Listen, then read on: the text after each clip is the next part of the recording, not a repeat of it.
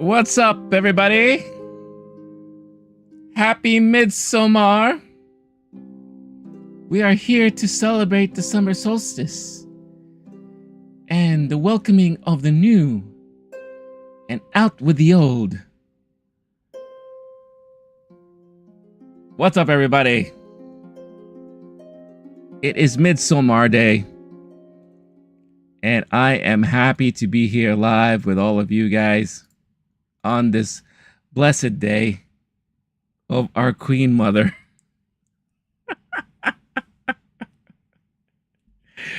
What's up, y'all? Happy Monday. We're already going nuts and having stupid fun here on this day. What's up? I see Scorched is in the house. What's going on, Scorched? I see you already in the chat. I also remembered to hit that live button on Shorts.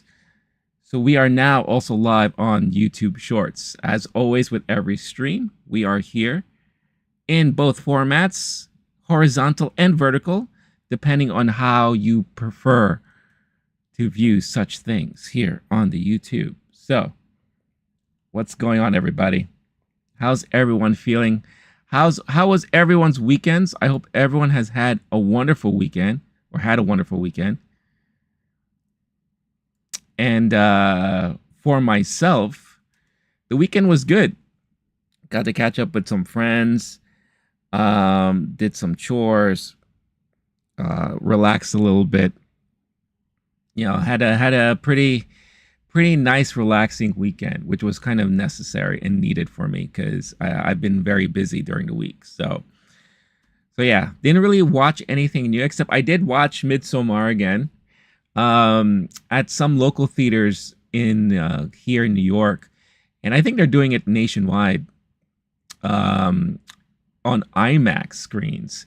They are re-releasing Midsommar, but the director's cut of Midsommar in on IMAX. And I was wondering, like, what's the difference between the original and the director's cut? And I was like looking it up and reading up on it. And I guess if you're familiar with the movie, the director's cut actually has more scenes in the beginning between Danny, played by Florence Pugh, and her boyfriend, Christian, played by Jack Rayner. And you get to see a little bit more of their toxic relationship that they have. So I guess it kind of dives deeper into that toxic relationship and what, you know, kind of like the catalyst of what's driving Danny to either go completely insane or to want to pretty much just rebirth herself anew, finding herself a new family and a new belonging when they take their trip over to Sweden. And yeah, Midsommar is one of those movies where I personally wasn't expecting to like it as much as I did. I was not really into a lot of these new wave horror movies that have been coming out. I was not really into the whole A24 thing for a very long time. And then because of the pandemic, I decided to give these movies a shot. I remember the first movie I saw was Hereditary. And then I saw The Witch. And then I saw Midsommar. And it was when I saw Midsommar that I realized, wow, these new kind of thriller horror like movies that are coming out with these new directors like Ari Aster are very unique and different. And they're not your typical horror thriller type movies. There's something very cerebral about them and very smart about them. I wouldn't say I'm a stan for Florence Pugh, but I do like her quite a bit, for real. And what's going on, Arnold? Arnold checking in on the vertical stream. Nice to have you here. But yeah, like watching Midsommar, it was one of the first movies in recent years that I had to like, not I had to, but I felt the need to want to dive deeper into it. You know, so it was one of the first movies that I allowed myself to go through and watch the YouTube breakdowns and the YouTube kind of, you know, this is how the end, this is the ending explained, and this is the movie explained, and blah blah blah. And I found myself so encapsulated and so enthralled with the messaging and the hidden stuff within the movie Midsommar. And that is pretty much Ari Aster, right? So, and of course he came out with Beau is Afraid and all this stuff. And it's such an interesting mind that he has when it comes to directing. And this movie alone was so interesting because when you watch it for a second time, you really pick up on a lot of different things that he kind of throws in the movie that kind of hints and leads to what unfolds when you're watching the movie. Perfect case example here is that when the movie starts, you're shown like this big drawing, the centerpiece with, I believe it has 4 panels. It basically tells you the whole story right there in that little drawing, in that painting. And it spoils the movie for you. But of course, when you watch it for the first time, you're just wondering like, oh, what the hell is this? What are we heading into, right? And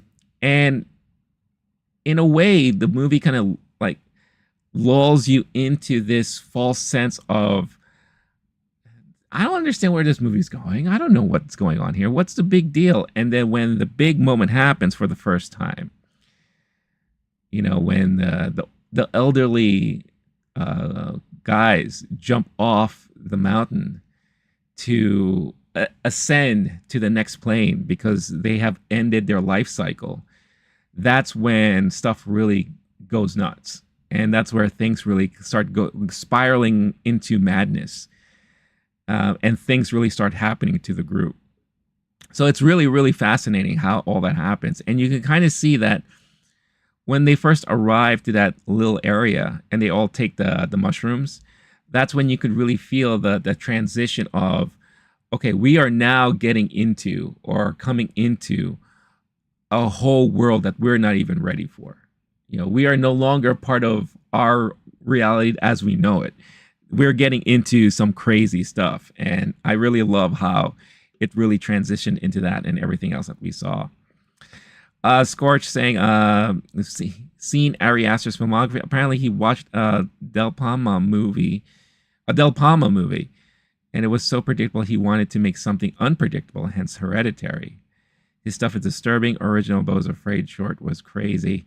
Yeah, I mean, you know, I had the pleasure of sitting down with a live Q&A session with a screening of Beau is Afraid. And Ari's mind is definitely interesting. He's a definitely interesting character.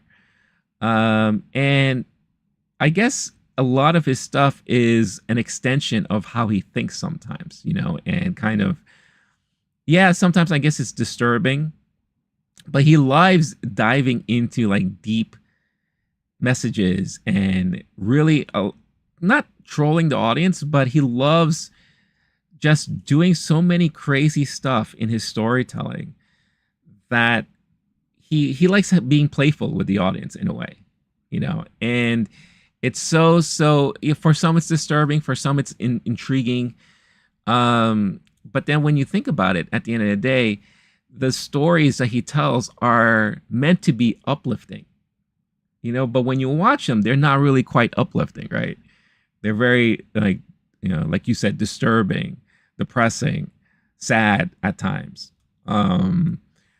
You know, but the great thing here is that it's a journey for Danny where everything has been ripped away from her and nothing's going right, and she has no one really to lean on and depend on.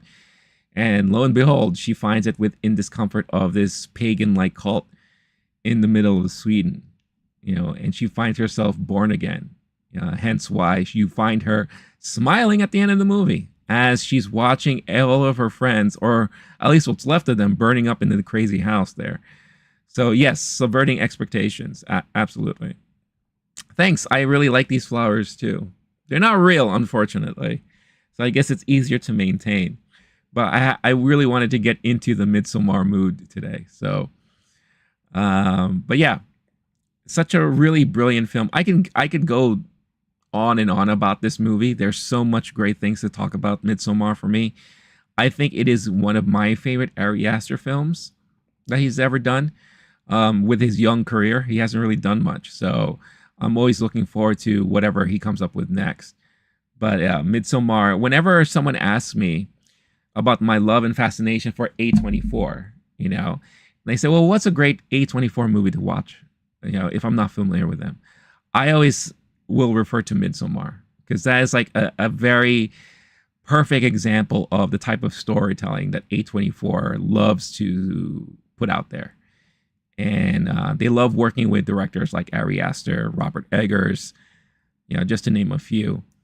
Um, and yeah, I would say that Ari Aster was definitely the one director that really put A24 on the map with movies like Hereditary and Midsommar. So really, really good stuff there. So who's seen Midsommar here?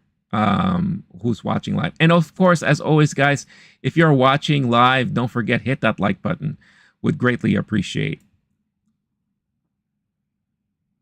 You should do an A24 tier list. Oh, that would be an interesting thing to do.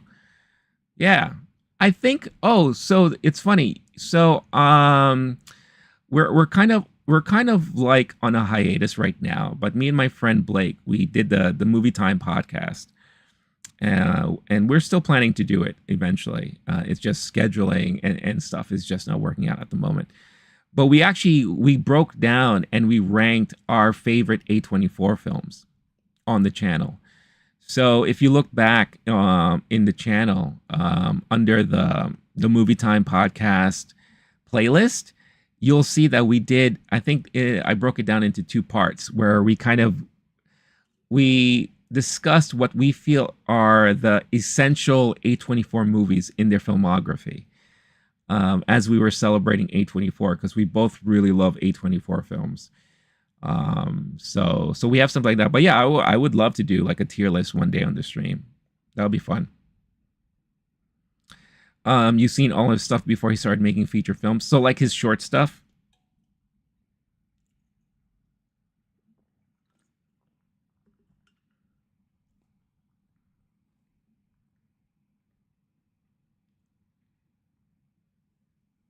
That's another thing too about um about what you may call it about A24 is that they have a knack to honing in on talent when it comes to storytellers and filmmakers.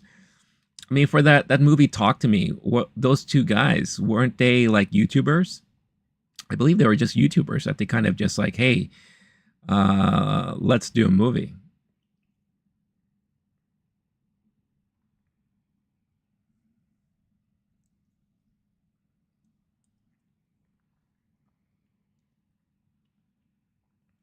So they have like a really, yeah, the Raka Raka guys. Yeah, that's right. Yeah. And then the Daniels with Everything Everywhere All at Once.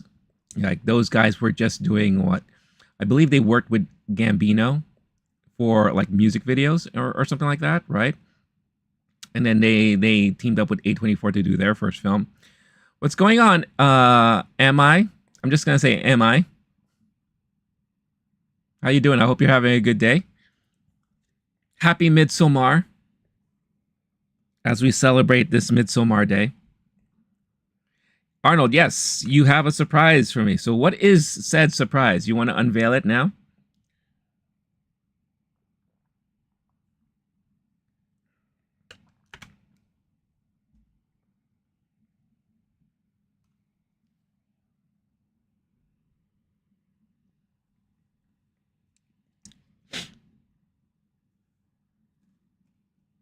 Midsommar versus The Wicker Man. The original or the Nicolas Cage one?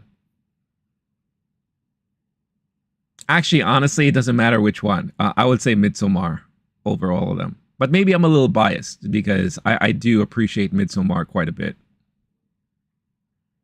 Original. So with the original, I would say you're getting closer. You're getting closer to where I would have to really sit down and think about it. But I think for me, still at the end of the day, Midsommar beats out The Wicker Man. What about you? According to Scorch, he likes the Nick Cage one, Wicker Man.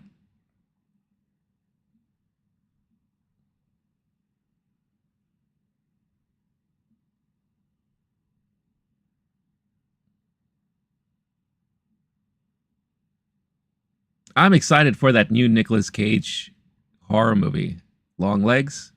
I still can't wait for that. Speaking of crazy stuff, I would say, have you all had a chance to finally see the Nosferatu trailer today that was just released? I saw it at the beginning of Bike Riders last week, so I'm very excited for that. I was wondering how everyone thought about it because I think it looks fantastic. And says I'm biased. I'm Scottish, so I'm going to say Wickerman. Okay, that makes sense. Yeah, that makes sense.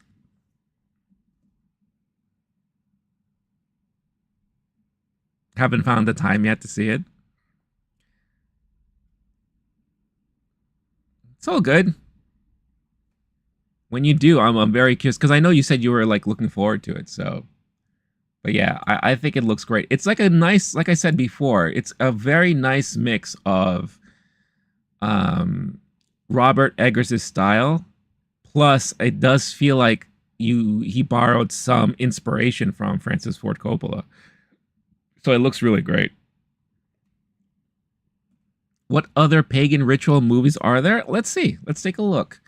Let's do a search. I never had the chance to look something like this up. So, pagan ritual movies. Would Manos, the Hands of Fate count? If anyone knows what I'm referring to, Manos is a good one. Ritual. Was there a movie called Ritual? I believe there was, right?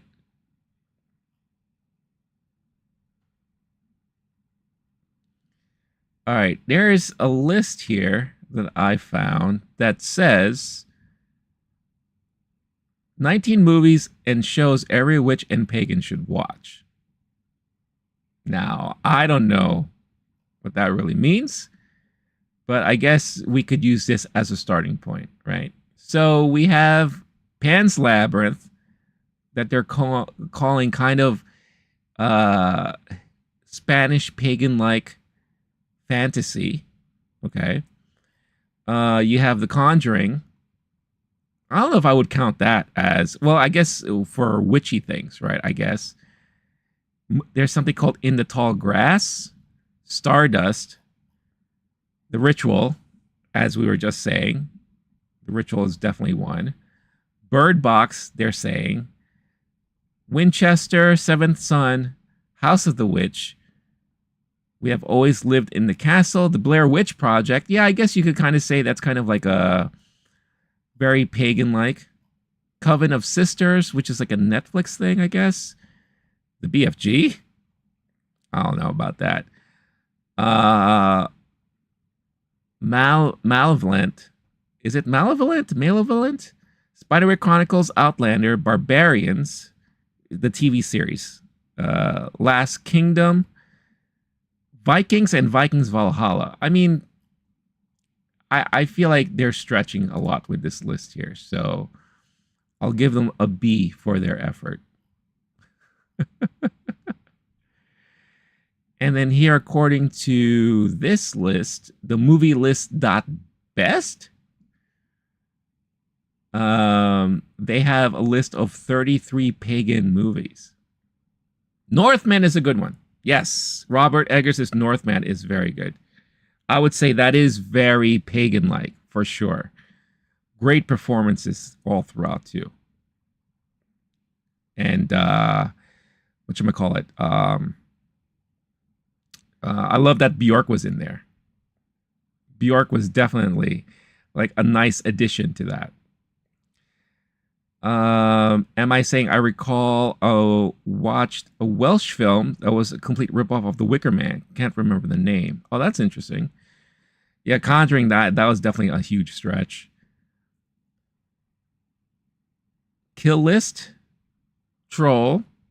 Oh, Troll, the Netflix movie, right? Yeah, that's a good one.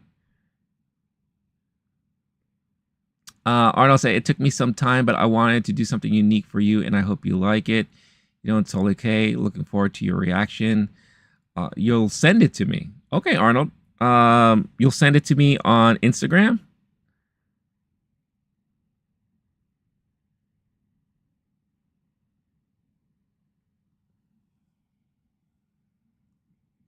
Hey, what's up, Gorilla? Nice to see you. It's been a while. Hope you're doing well. Hope you had a good weekend.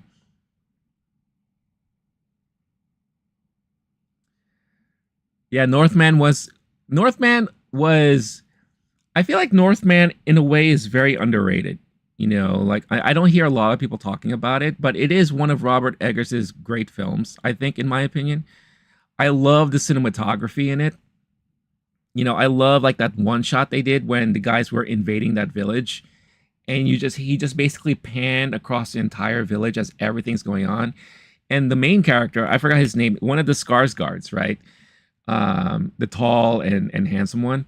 I guess if you were to kind of describe it, um, as he was starting off on one end, I love that camera where he pans. You see all the stuff happening, all the fighting happening, and then all of a sudden, when you get towards the other end of the village, you see that same dude ending up there on the other side. And I thought it was like a brilliant shot, in my opinion. My opinion. I love like kind of smart and unique one shots like that. So the Corridor crew hated that shot. Really? Why did they say that? Why did they hate that?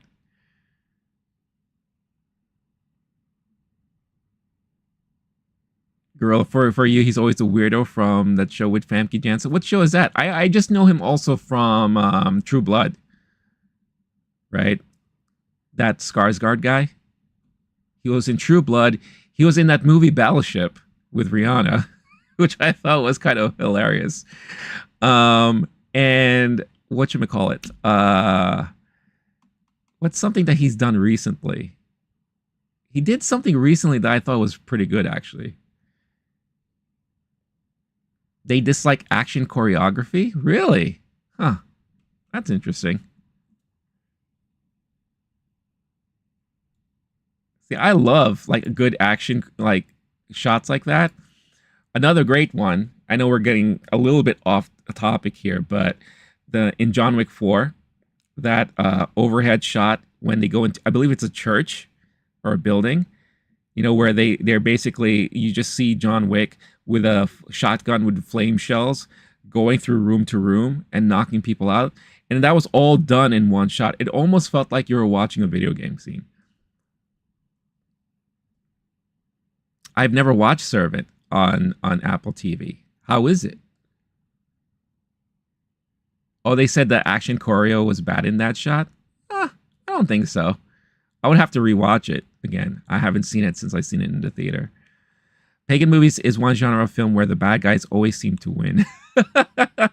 Well, that's kind of true. That's kind of true. But hold on. I'm going to check something on Instagram real quick, and then we're going to continue on the Pagan movie subject. Oh my God. Dude. Arnold, you did this? Holy cow, this is pretty awesome. I didn't know you were an artist like this. Wow. This looks fantastic. Holy wow. Guys, I want to show you this. Arnold, are you cool with me like sharing this?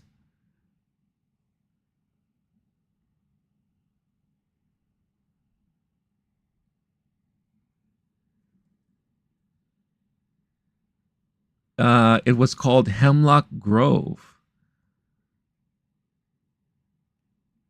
Or something. Watch the breakdown. Okay, yeah, when I get a chance, I'll check out their breakdown. Servant was really good show. Now, Servant was the one with, was that the M. Night Shyamalan show?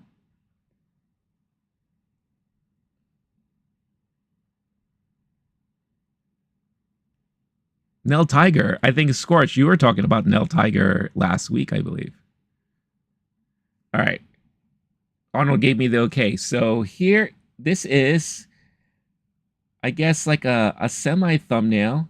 Now, I know it's kind of bright, so I don't know what's the best way to show it. But he made, yeah, it's coming out, the white balance is not that great. But he made a pretty awesome kind of like thumbnail thing of me. Hold on. I wonder if you could see this even better. And it's done like a very cartoony style. That is pretty damn awesome. Arnold, this is amazing. Really.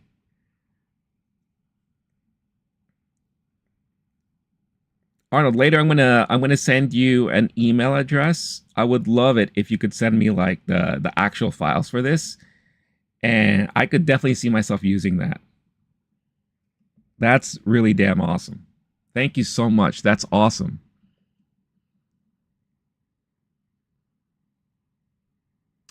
His daughter directed a lot of those episodes. Okay. Yeah, Servant was obviously I like Shyamalan, so I've always wanted to watch it. So I never have time, and plus Apple TV is not something I subscribe to, so I'm gonna have to find a way to watch it. Quickly, let's just go back to this list I found here. So this is a list that says movies about like pagan movies, right? So it starts off with The Ritual.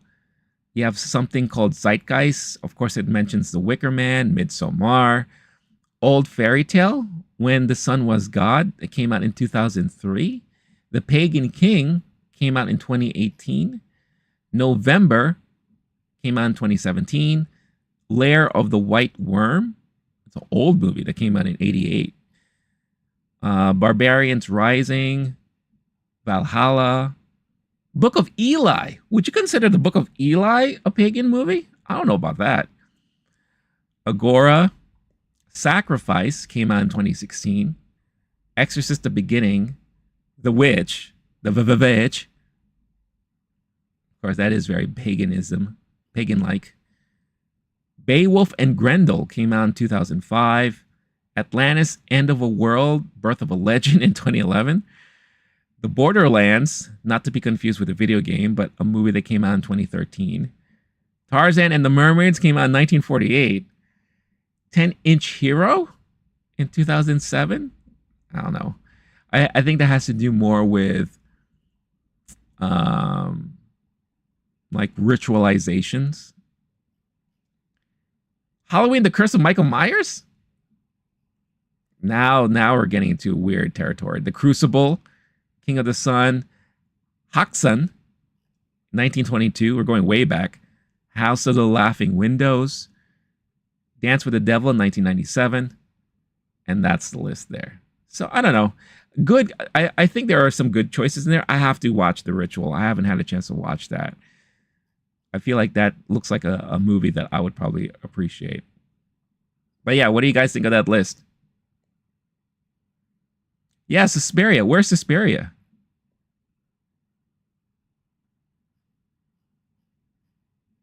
Yeah, these lists are weird. I wonder what their criteria is when they think of like pagan movies. Man, oh man, Man is such an amazing movie. That is another underrated movie for me personally. Like Man is just, whew, that is a brilliantly done film. Jessie Buckley, her performance was outstanding, outstanding, unbelievable. I mean, a lot of people would always say that maybe the ending was too bizarre and too out there, but I loved it. I loved the manifestation of all the toxicity in this one being, all unraveling itself to her over and over, kind of like rebirthing itself. It's such a well done freaking ending.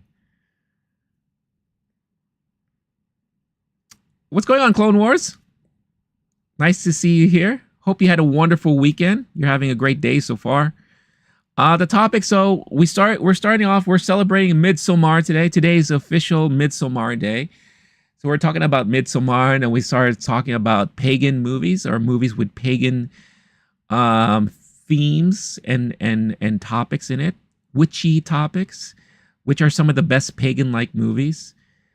And then later on, we're going to be going into a recap of the weekend box office, and we'll be talking about season to episode 2 of House of the Dragon that debuted yesterday, which was quite an episode. Man was indeed a mindfuck. Annihilation. Oh yeah, that's a good call with that one. Yeah, I can kind of see that. Yeah, same director. You're right. That was I just did a nice conversation, a kind of retrospective on that director of Ex Machina and all that stuff.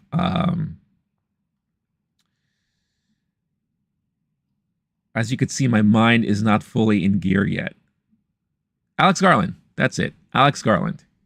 Yeah.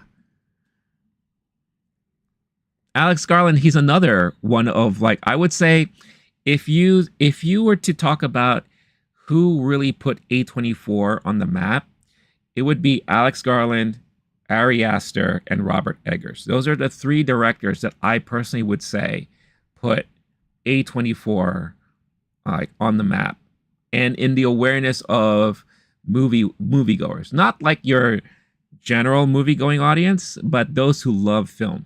You know, maybe I guess you could kind of say your cinephiles and all that. You know.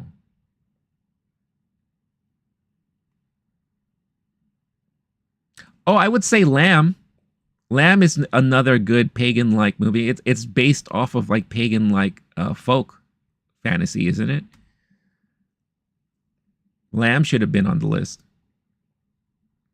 I only save the pictures under normal photos because I don't have a special file or any, so I can only send you all the normal pictures. Like on. Oh, that's fine. I just want something to be able to download. That's all. And something that I could like use in Photoshop. So I'll share with you an email address you could send it to later, if you don't mind, because that's pretty awesome. That is pretty awesome. And again, for those who haven't had a chance to see it yet, Arnold did an amazing drawing, an image rendition of myself that I could use as like a profile pic or maybe as part of a thumbnail. I love that he did it very comic book like, which is amazing. I thought it was really awesome. So yeah, I think that's almost had it. Yeah, it's just hard because of the light. Oh, maybe I could do this. Let's do this. If I turn this light off, well, that doesn't really help, does it? But you could kind of see. It's done kind of like in a comic book format-y way. There we go. That's pretty awesome. Love it.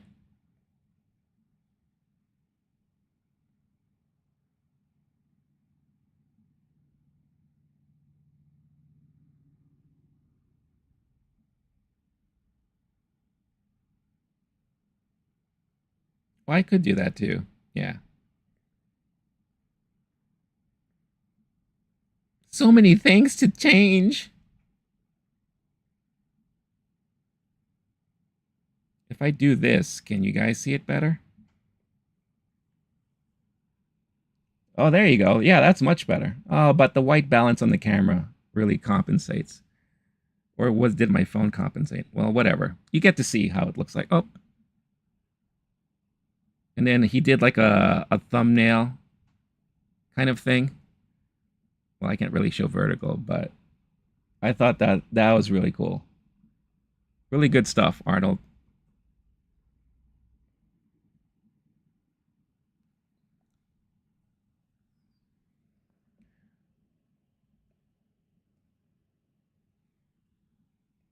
Scorch, you could do some arts stuff too.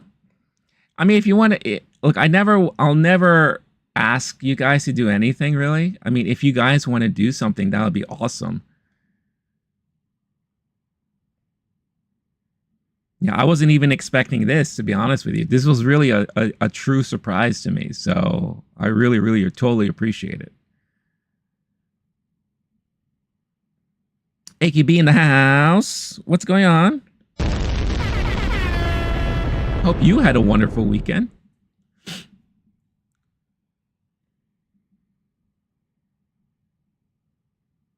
We will talk about House of the Dragon, Arnold. Yeah. After we talk about the weekend box office, I'll dive into that topic. Really, there were a bunch of directors in the 2010s that had similar vibe. Alex Garland was one. Mike Cahill, Zap Batmanglij, I think, and another dude who got Me Too'd. Mike Cahill. Why does that name sound familiar? Hold on. Let's pull it up. Mike Cahill. Oh, right. Yeah, he did that movie Bliss. Yeah, American filmmaker.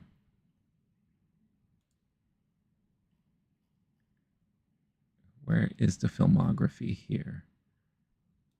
I love when okay, here we go. Bliss, I Origins, Another Earth, and Boxers and Ballerinas. Yeah, I remember Bliss because that was like one of the Prime movies that came out with Owen Wilson and Selma Hayek. And I remember it got reviewed like everyone hated it.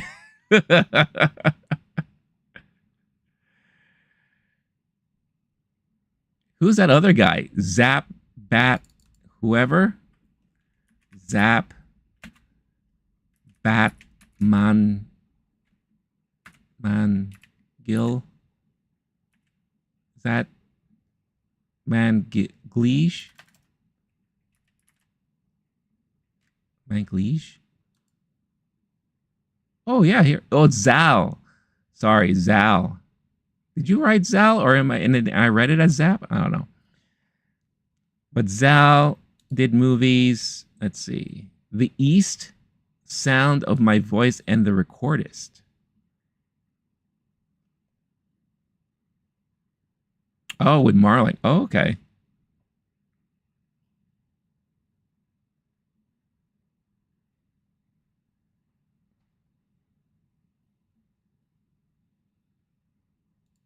Interesting.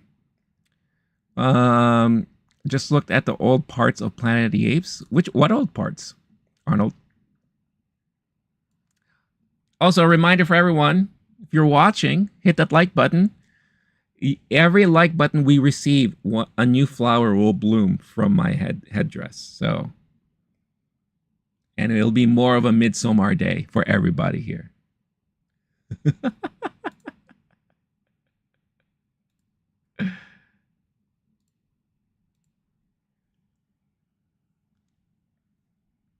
Before we move on to the weekend box office breakdown, um, when it comes to a movie like Midsommar, for those of you who've watched it, what was like the first thing that you thought about? Or what was the first thing about the movie that hit you? You're just like, oh, wait, this movie is very different.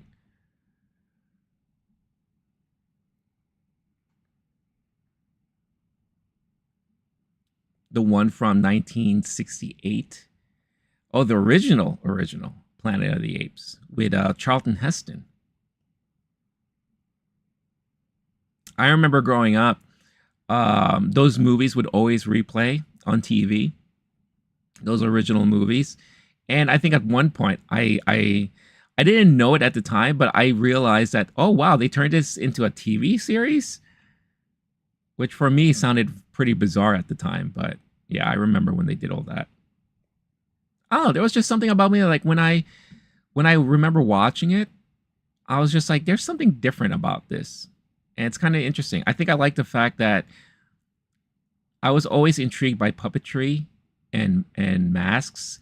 And the fact that they were able to get the apes' faces to move and talk, I thought was pretty fascinating. As a kid, I found that to be pretty fascinating.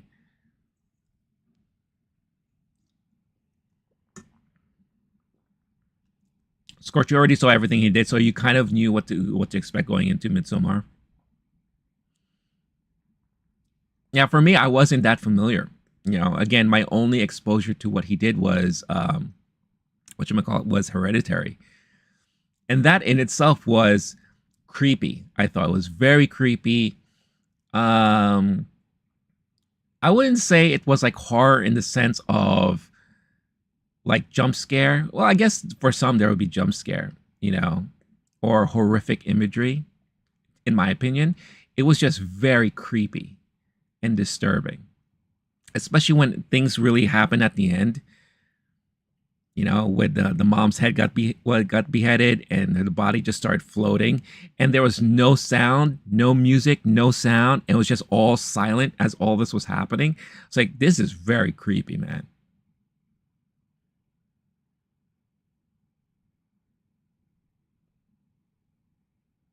And I think with Midsommar, he used more visual stuff.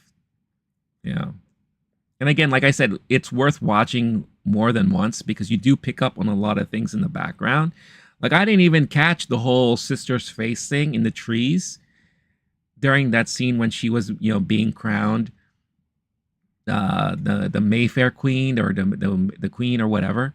I didn't even catch that the first time. So I thought that was awesome visualizations, or use of visuals to kind of tell the idea, or have the idea of how the memories and the effects of her sister passing is still haunting her, right? Oh yeah, it's a classic for you now.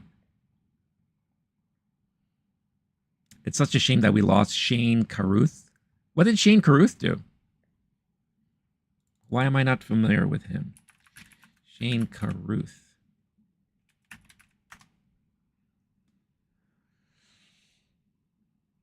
Oh, he only did 2 movies. Right?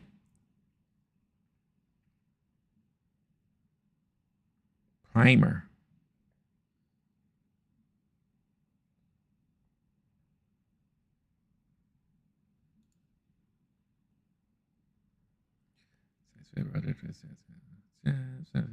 Director Steven Soderbergh told Entertainment Weekly, "I view Shane as the illegitimate offspring of David Lynch and James Cameron." Wow.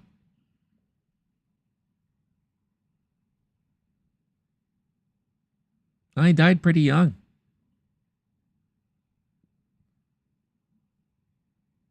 No, he's still around. According to Wikipedia, he's still around. What happened to him then? Why is he not around anymore?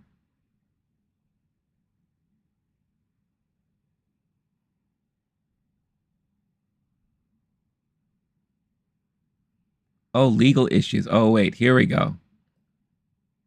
Now I'm starting to learn. He got Me Too'd. Got it. Yeah. Let's see. 2020, Carruth was arrested at the home of another ex-girlfriend on allegations of domestic assault and vandalism. And prior to that, he was in a relationship. And then he got a restraining order, permanent restraining order, years of domestic and emotional abuse and harassment. Oof, that sucks. Ouch. Welp, there goes that. Not much else to say about that. Oh boy. All right, well, with that said, let's talk about the weekend box office, shall we? Box office weekend. Breaking down the weekend box office. Let's go. Let's go. All right, everybody. This is a part of the Monday stream where we talk about the weekend box office, all the numbers and all the stuff involved, the stats, all the good stuff that we love talking about here. Before we get into it, it's entirely possible he was an asshole, but he made some awesome movies. There are, well, Inside Out. Inside Out is the major movie in theaters right now, and it continues to freaking murder the box office. Maybe I shouldn't phrase it that way, but it continues to exceed all expectations when it comes to the weekend box office and box office in general. So, share my screen here real quick. I am on thenumbers.com. What's going on, Suck? Nice to see you here. Hope you're having a good day or had a good day. I also hope that you had a great weekend. So, Inside Out 2, in its second weekend in release, pulled in an astronomical $100 million. at the weekend box office. We haven't seen numbers like this since pre-pandemic times. And it's freaking outstanding to see this happening. So far, the overall gross domestically is 355.1 million. And worldwide, get this, $724.3 million. It has now surpassed Dune 2. This is the best performing movie of 2024 so far in just 2 weeks. 2 weeks, ladies and gentlemen. People who say the theater industry is dead, not quite, just has to be done correctly.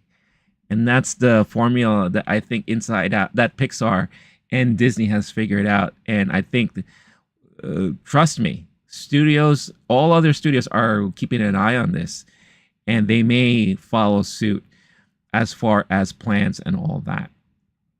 Because again, if you don't know, the plan of this movie going into it was that it was going to remain in theaters for 100 days straight with no signs of streaming or premium on demand anytime soon. So probably it's at the earliest, we're talking about September or October to hit streaming at all. So I think that, plus it is a beloved movie. The original was a beloved movie. And I will say this, I mean, seeing this movie, I really loved it. It was so good. It was so well done, so well written, and very relatable and very emotional. So I think this is a movie that appeals to both adults and children. And it really speaks volumes. And I think people are showing it with their dollars that they really appreciate movies like this. I think a lot of people who are going into the summer box office expecting that, yes, Deadpool and Wolverine is going to be the #1 go-getter, and then nothing else is going to pale in comparison. Maybe Despicable Me 4, a small chance that maybe Twisters may do something. I think a lot of people were not counting Inside Out 2, and I think a lot of people are very, very surprised by it all. Am I saying, okay, thinking about cult-type movies, I first time watched Mother. What do you think of that one? Must say I didn't think too much of it. So when it comes to the movie Mother, I've always wanted to see it, but I haven't yet because I've just heard so many people dislike that movie for many reasons. But I've also heard people really like that movie. So I'm kind of on the fence on it. So it's just been in my queue for the longest time. But I've never taken the chance to go watch it yet. So I hope to I plan to hopefully do it soon. But what did you think? Why didn't you think so much about it? Like, what was it about it that you didn't like too much about it? What made you finally decide to watch it also? Guerrilla Formula, get ready for a bunch of movies cut out of a template. Well, I'm just hoping that it's not. I think studios are going to be paying attention to the strategy in releasing movies. I don't think they're going to pay attention so much to what Inside Out 2 did as far as storytelling is concerned. But I think it will make studios think twice about going into and maybe creating more event-like movies. You know, movies that people are really looking forward to. I think Warner Brothers thought a lot of people were hoping and looking forward to another follow-up to Mad Max Fury Road. But I think they were looking for actual Mad Max and not Furiosa, right? So I think they kind of misjudged that whole perception of what would have been an event movie. Even though Furiosa was a great movie, well written, well done for the most part. There's still some things I do have problems with. It was still entertaining, but I think most people just didn't care. With a movie like Inside Out, that is a movie that most people really care about because a lot of people would easily say that Inside Out was their favorite Pixar movie, right? So just very, very interesting. And plus, Inside Out 2 experienced the perfect timing for a release because you had a lot of kids who are now going into their summer breaks, so a lot of free time. You had weekends that were kind of in between, right? Where you had holidays or celebrations like Father's Day, Juneteenth, right? So you had stuff that really fell in line for people that would go to movies as a way to enjoy their time off or enjoy the holiday, enjoy the time with their kids. So I think there was like a perfect storm that happened for this movie, that everything just fell in alignment, right? So I think Inside Out 2 just really benefited from a lot of that stuff. Am I saying, yeah, it's a Marmite type movie? I just didn't get into and what it was trying to say. Yeah, I feel like I've been hearing the same stuff when it comes to Mother. I think for me, I would just love to watch it just to see for myself what the movie is really about and what it's trying to do. I've also heard people who said they hated it at first, and then when they watched it again, they appreciated it later on. So I don't know.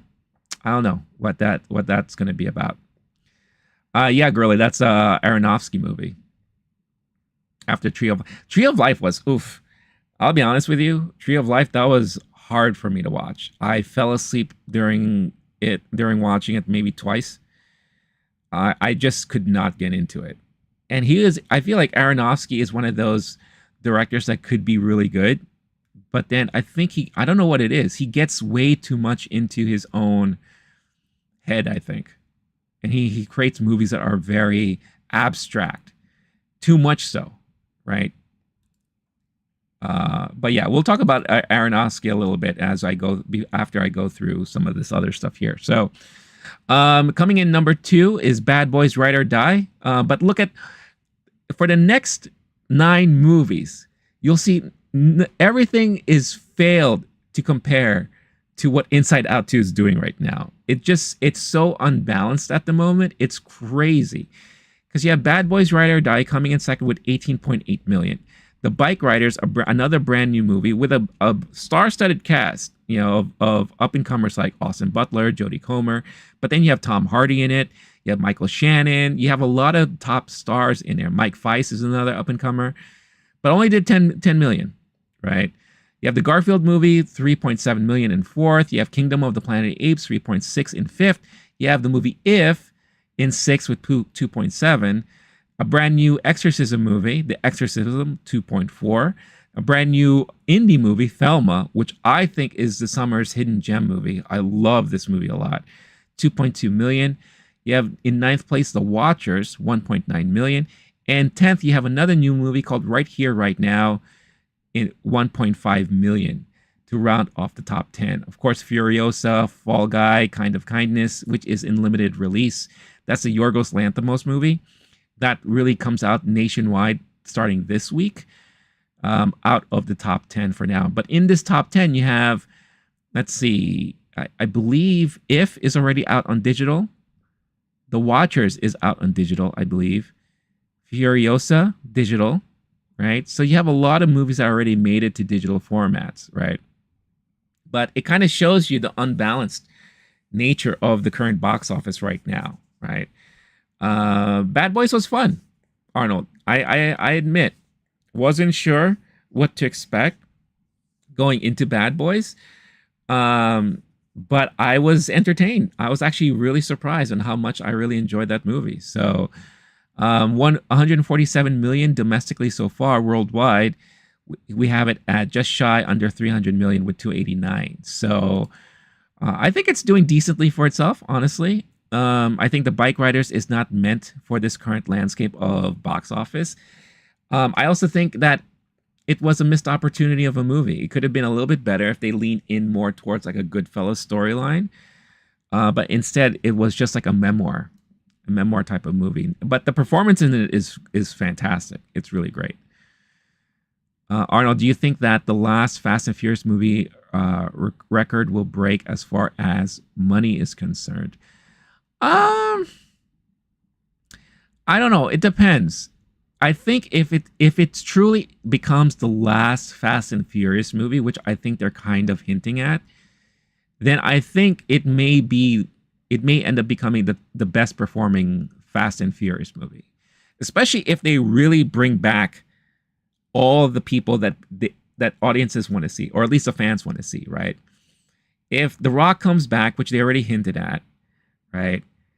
If they get Jason Statham to sign on, they get all the living Fast and Furious crews that are around. I mean, at this point, it doesn't matter. Even if you pass away, you'll find a way to come back. They did that with Gal Gadot's character and so many other people.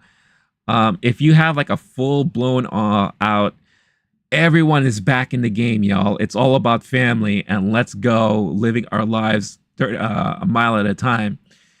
Then I think it has a potential to probably be the best performing Fast and Furious movie. But we'll see. We'll see. And they said that they were going to make it a little bit more grounded this time. So maybe they're going to go back to its roots of being like a street grounded racing type of movie. We'll see. We'll see. But there's always going to be a fan base for that franchise. People love those movies. Just like how a lot of people love the Michael Bay Transformers movies. And I honestly don't understand it. Because the last Fast and Furious was so unbearable for me to watch. I was laughing my ass off most of the time. Gorilla, Pixar, and McDonald's use the same tactic. Get kids hooked when they're little, then milk their wallets for the rest of their life. Well, a lot of that can be said for a lot of franchises. Look at Star Wars. They'll bring back a full CGI Paul Walker as a main character. I mean, by the time this movie comes out, they may very well have that technology to do so, right? With AI and everything. So I won't be surprised. But yeah, so that's the weekend box office there. This week, we have A Quiet Place Day 1 coming out, which I'm looking forward to watching. I can't wait for that. So I think that will show a little bit of competition for the weekend box office, but I still feel, honestly, that Inside Out 2 will continue to be number one at the box office, probably up until Deadpool and Wolverine come out, to be honest. Or Despicable Me 4. Despicable Me 4, which I think comes out second week of July. Let me see. Movie releases 2024. Let's see here. July 3rd. Oh, actually, hold on. Yeah. So not this upcoming weekend, but the following weekend is July 4th weekend here in the States. And you have Despicable Me 4 coming out that weekend. I think that will be the movie that will eventually dethrone Inside Out 2. It's not going to be at the same level as the amount of money that Inside Out 2 made opening weekend, but it's going to be up there. I'm predicting maybe like 75, 80 million opening weekend. What Inside Out 2 did, let's see. Inside Out 2 did 154 domestic. I don't think Despicable Me 4 has that rabid fan base with mixed adults and kids, to be honest with you. So I don't think it'll ever be that much, but I will say 80 million. And I'm being kind of safe on that side of things. But I think the next huge one is going to be Deadpool and Wolverine. And then everything else will just come in underneath that. Arnold, at Indiana Jones, they managed to do it with CGI too. Yeah, they did the de-aging, right? Gorilla, you actually liked Dial of Destiny? I was a little disappointed in it, to be honest with you. Because in a way, my disappointment felt... It's very similar to what I feel like they did with Luke Skywalker in the new movies, where they made this guy very disgruntled, not wanting to do anything anymore and ready to give up. And they kind of forced him to go on an adventure, right? And I thought Phoebe Waller-Bridge's character was just unbearable. It was very much hard to like that character. There are things in it that I appreciated, that I liked what they did. But overall, I think the movie kind of disappointed me. The ending was very sweet, though. I thought it was very, very emotionally cute. But yeah. I also thought it was very dirty what they did with the Mutt character. It's like, oh, he died in the war. Like, oh my God. But it added on to like so much bad stuff happened to Indy. It's kind of sad, you know. It's like Marion left him. His son died. You know, it's like he's getting old. He's realizing he can't keep up with the young kids anymore. It's just so depressing. Yeah. But I'm glad you thought it was fun. Now, at the end of the day, as long as you had a good time with it, then that's all really that matters. So, oh, and earlier we were talking about Aronofsky. So let's just quickly Aronofsky, because that is an interesting guy when it comes to movies. You know, there's some movies that are amazing, and then there are movies he does that are just like, okay, what? Right? So let's pull up his filmography here.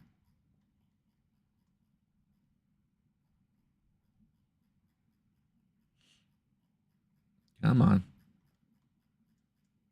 There we go. So, Pi, amazing. Amazing film. Really loved it. Requiem of a Dream, great movie that I will never watch again because it was so disturbing and depressing. But man, really, really, oof, unbelievable of a movie.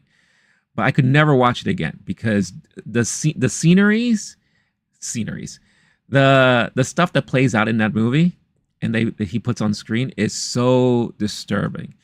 If you want a movie that kind of highlights the downfall of like drug addiction and all that, this is definitely a movie to check out. And if at any one point you were addicted to any kind of drugs, I mean, this is a movie that will probably get you out of it.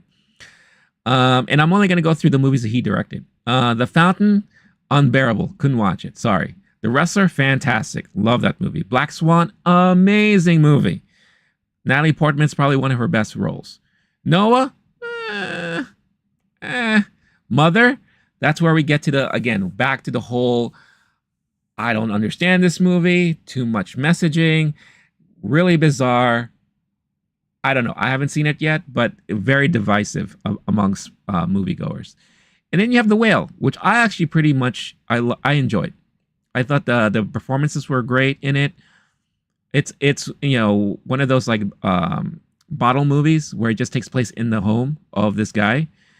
Very heartwarming, very touching, and great performances. So I liked it, but I know there are some people who thought it was overrated.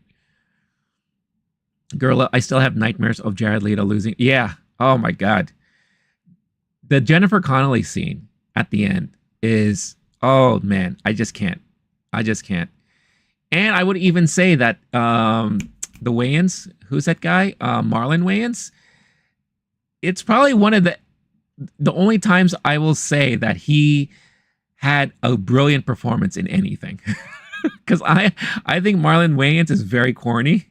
And I don't think he's like a really good actor or anything like that. But I would say this movie shows you a Marlon Wayans where I would never have expected to say like, oh, wow, Marlon Wayans can act. Even though he still plays kind of true to character in bits of it. But yeah, very disturbing movie. I was saying, I hope, we'll hope my windows are closed so that no birds come in and lay eggs on my thing. Yeah, I know. Yeah. Or I don't have any bees coming over trying to look for sap, for pollen. But Aronofsky is definitely an interesting director, for sure. I don't know what he's working on next, but obviously I would always perk up and pay attention to it. But yeah.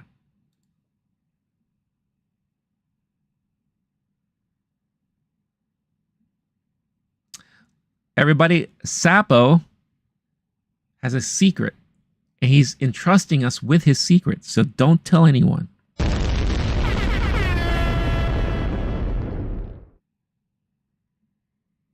But I'm going to ruin it for everyone. Everybody, Sapo is Batman. You blew it! Sorry.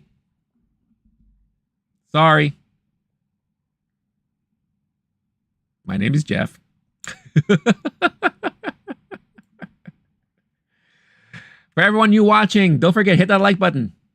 For every like button, a new flower will bloom off of my head. So, that's a very Ari Aster Midsommar type of thing that would happen. Just random flowers blooming from my head. Ah, yes. Who's excited for Quiet Place? for that to come out. Before we get into our House of the Dragon discussion, I'm very much looking forward to this movie. I can't wait. I've been loving the franchise so far, and I'm hearing good things about this one. So I'm definitely excited to check out this movie. Arnold, the scene of House of the Dragons, what we talked about last time, where you find the body parts, this scene now has a completely different view for me after I found out something today. Oh, well, you know what? It might be time to talk about it then. Gorilla saying excited is a strong word. Okay. Are you curious? What's going on, Destroyer? What is my channel about?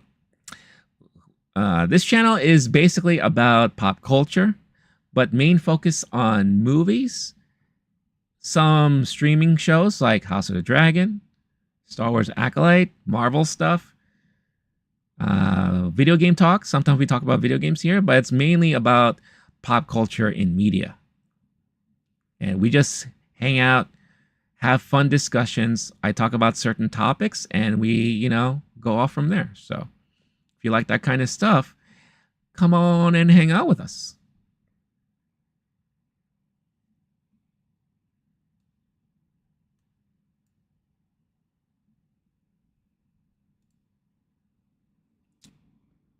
Another example is that today we talked about Midsommar, because today is Midsommar Day. So happy Midsommar to everybody out there. We were talking about that movie. We went into a little Aster movie. And we talked about Pagan movies. Talked about the weekend box office. We talked about Darren Aronofsky. See how we go into like little tangents? At one point we were talking about Planet of the Apes, Fast and the Furious. And shortly, we're going to be talking about House of the Dragon. Why is name LOWKEY GEEK? Geek means in studies. Well, low-key geek is a play on the term low-key, right? So think about it. Low-key is something that is kind of like under the radar, right?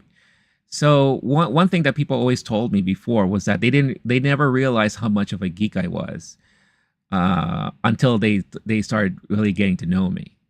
So I'm kind of like a low-key geek, right? Where maybe outside in public you won't realize, but I have a lot of passion about movies, video games, Star Wars, Marvel, DC, and all that. So I kind of use that as a play on words. And when I came up with the channel name, I thought it was going to be very unique. Because there's a lot of people out there that you don't realize that they're into a lot of these things until you really get to know them. So there you go. Gorilla said, we'll watch Quiet Place 2, but not excited.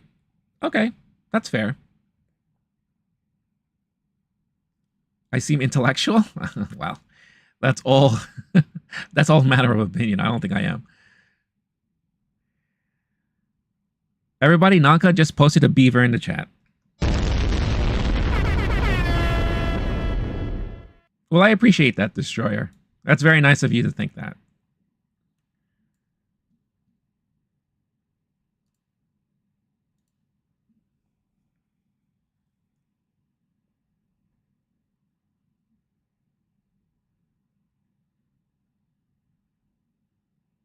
Oh, Arnold, yeah. I totally understand what you mean now. Yeah.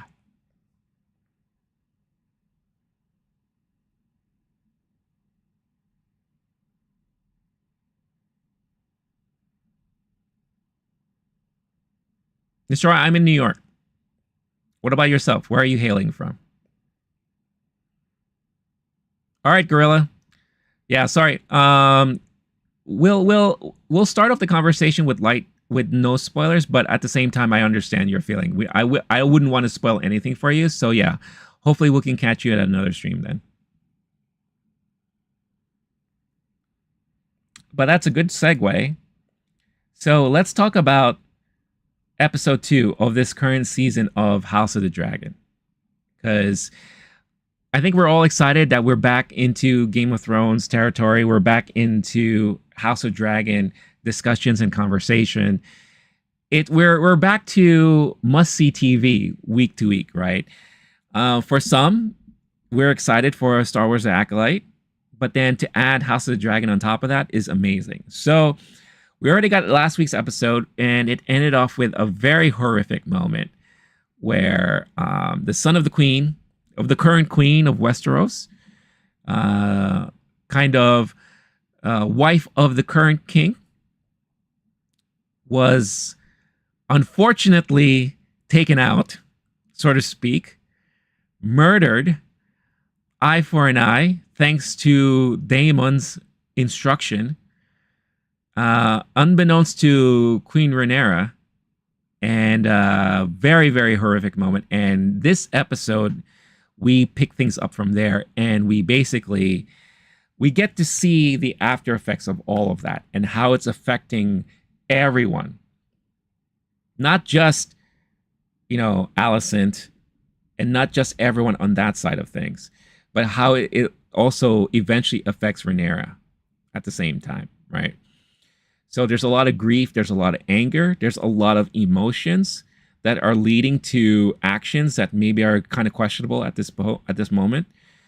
And we could see that because of this infighting of the family, this bickering, this back and forth fight over the throne, how we are seeing the earlier stages of, I guess, in a way, one of the downfalls of the Targaryen family, right? Oh, Arnold, you have nothing to apologize about. It's all good. I know how people can be sometimes. Like, I'm like that too. Like, when people start talking about a certain series or whatever, and if I'm not caught up yet, I feel like I wouldn't want to be part of that conversation yet, because I'm afraid that I might get spoiled something, right? And plus, I wouldn't have anything to contribute myself. So yeah. So I totally understand Gorilla's point of view on that. But we are in this discussion now, and again, no spoilers here.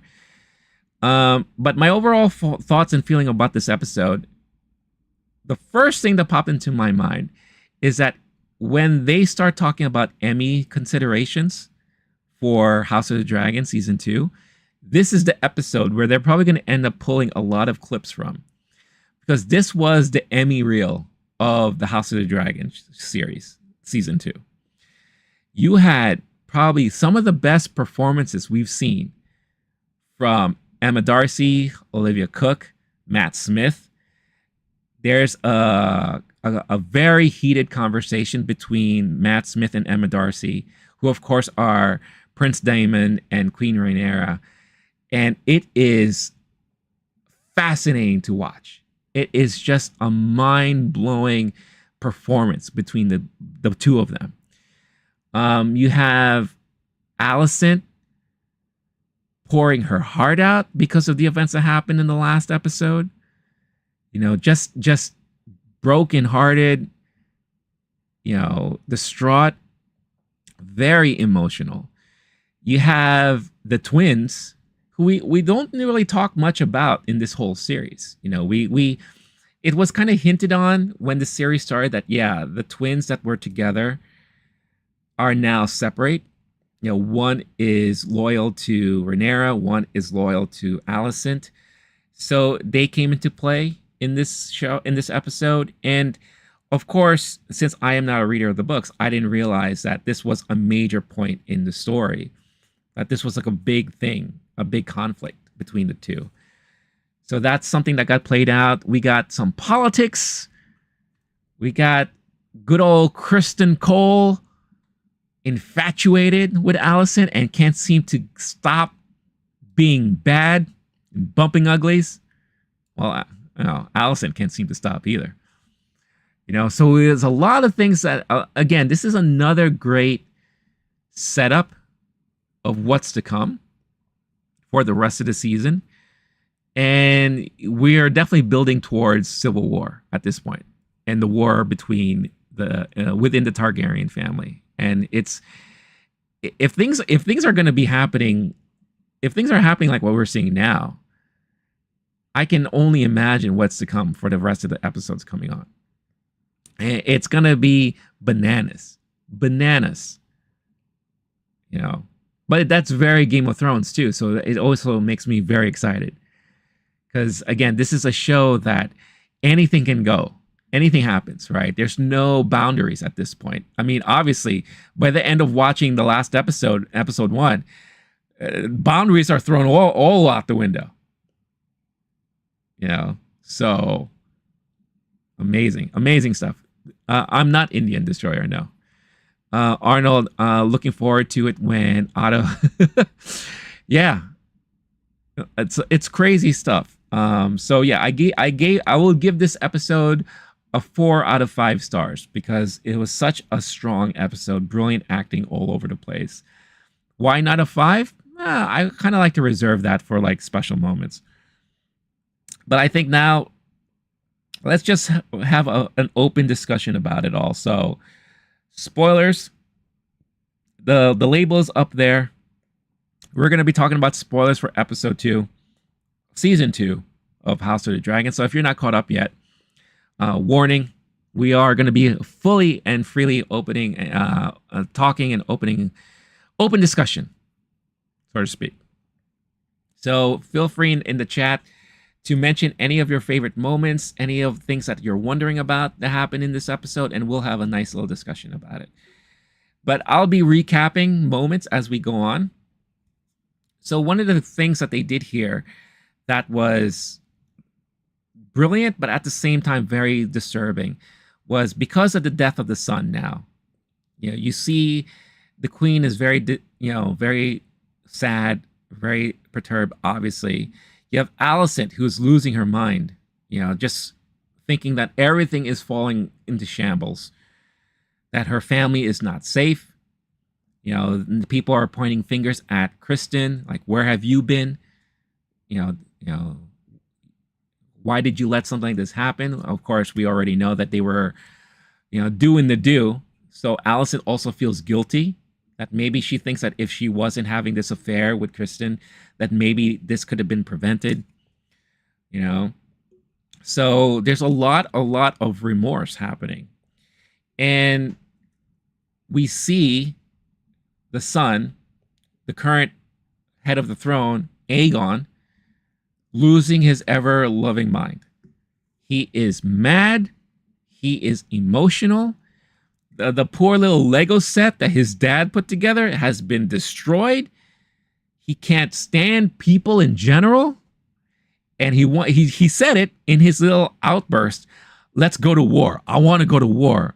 Fuck all this, right?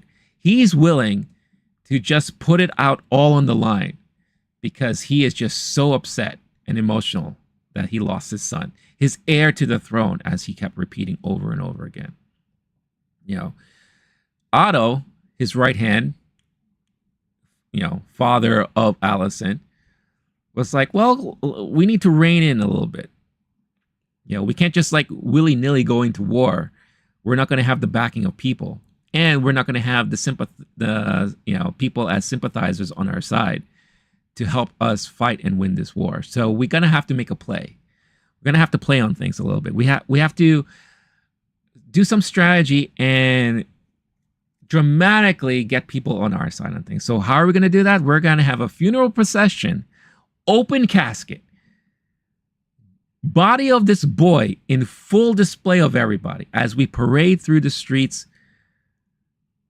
And that will get people on our side, sympathizing with the queen, sympathizing with the family. And as we go through, we're going to, ruin the name of Rhaenyra Targaryen. And they did that. And I gotta say, the disturbing view of this poor boy with his head sewn back onto his body, and you could see the stitches, the sewing. How disturbing was that to see? And at the same time, you can see the mom and Alicent just emotional over all of this. It's just what imagery really to put out there. And it's so disturbing. And you can kind of, you get that sense like, yeah, this is messed up. If I saw this in my city and I knew who was responsible for it, yeah, I would say take them down. This is not right. This shouldn't be done. And as they're going through the parading and all that, they're screaming out, "This is because of Queen Rhaenyra, who claims she is a part of the throne. False claims. It's because of her actions this has happened." And it's just like, wow. So that you're starting off the episode this strong already like this. And again, Olivia does this amazing job of just breaking down in tears, losing herself because of what's happening with her family. Crying so hard that she couldn't even get the words out. I mean, that is like some deep, deep acting there. Such a brilliant performance there. Then we go over to the other side. We're now with Rhaenyra. Just in shock and amazement. Like, how could this happen? How could anyone kill a young boy, an innocent? And then, her round table, her constituents there, her advisors are saying, yeah, people aren't happy and they're all thinking you did it. You have something to do with it. And it's like, why would they think that? And it's like, well, son for a son, eye for an eye. And like, how dare you think I would ever do that? Even though she didn't say that she wanted, Aemon's head. But at least Aemon is an adult kid, right? Or adult-ish. Not a young innocent who had nothing to do with any of this stuff, right? And during this whole time, Daemon's just sitting there, just kind of like, doo-doo-doo-doo-doo, doo-doo-doo-doo-doo. And she catches his face. And she has this like kind of like come to Jesus moment. It's like, oh no. Did Daemon have something to do with this? And that's when we get into their quarters and they have this full-on argument. And all the emotions just poured out. Matt Smith, the way he got so angry, where he was sitting down and Rhaenyra is just like, you have always vied for the throne and you would do all of this shady stuff behind my back. You've never supported me because you're jealous. You want the throne for yourself. He got up and you knew this was like full on emotion, just like smacking the cups off the table, hopping onto his feet. And if this wasn't someone that he cared about, we would have seen a knife or a sword straight through the face of this woman. And you could see he's like holding back. He's just ready to like strangle her. And he just pours himself out. It's like, I am the rightful heir to the throne. My brother was an idiot. Blah, blah, blah. Everything here is I'm doing for the family. And of course, Rhaenyra's like, everything you're doing is for yourself. It's my throne. Would you ever accept the fact that my father, your brother, gave it to me? And would you ever accept me as your queen? And you could see, like, he can't. He just can't. And it was at that moment they knew their whole relationship was over. It was done. He leaves. She's left alone. He hops onto his dragon, and we don't know what he's going to do, but we know that he's going to be up to no good at this point. Because when you get Daemon in a bad mood, forget it. No one is safe. Everyone in this show loves acting on emotion. Everybody. This guy, he's ready to like destroy cities at this point. Right? So now you have Rhaenyra is just like, we need to prepare. We need to like put up our defenses.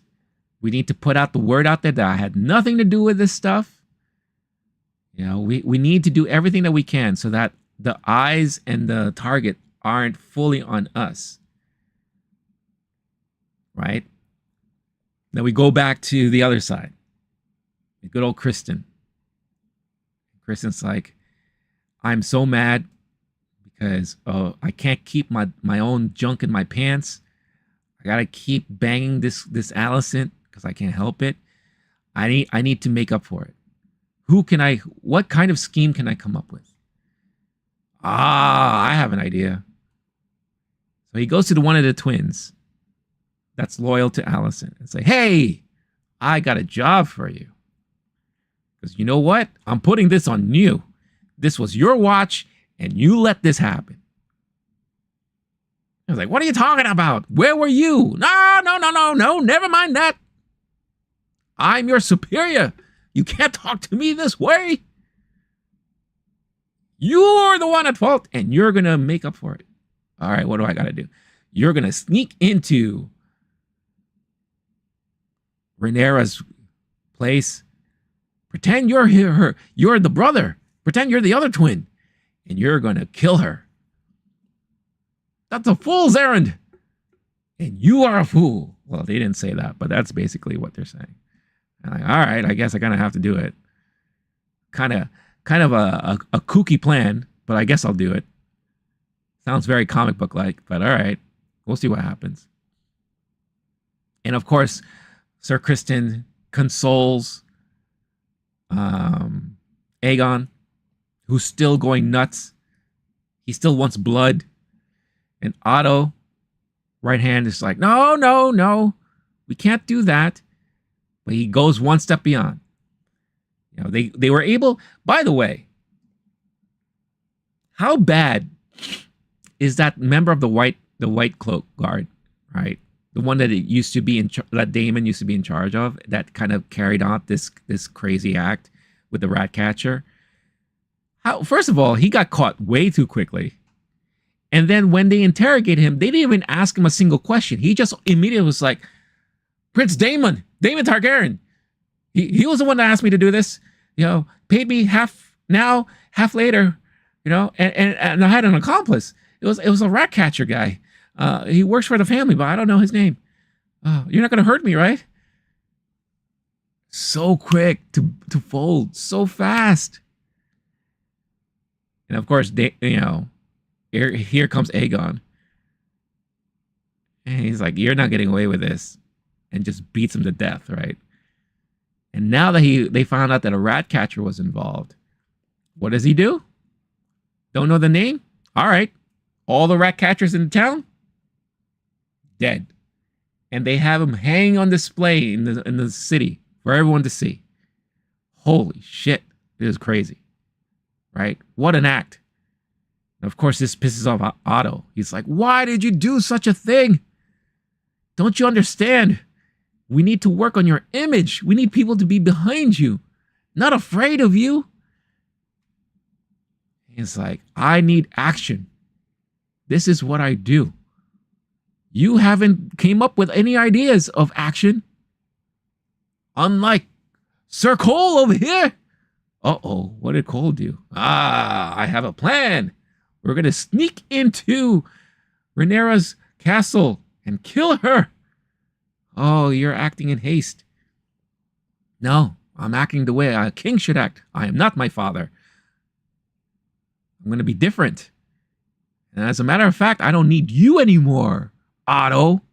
You are my father's right hand.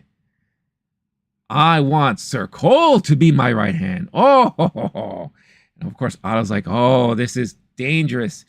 This is the fall from grace. This is the start of the bad. He doesn't know what to do, right? And Criston, of course, is like, I don't want to be the right hand. I'm too busy banging your mom.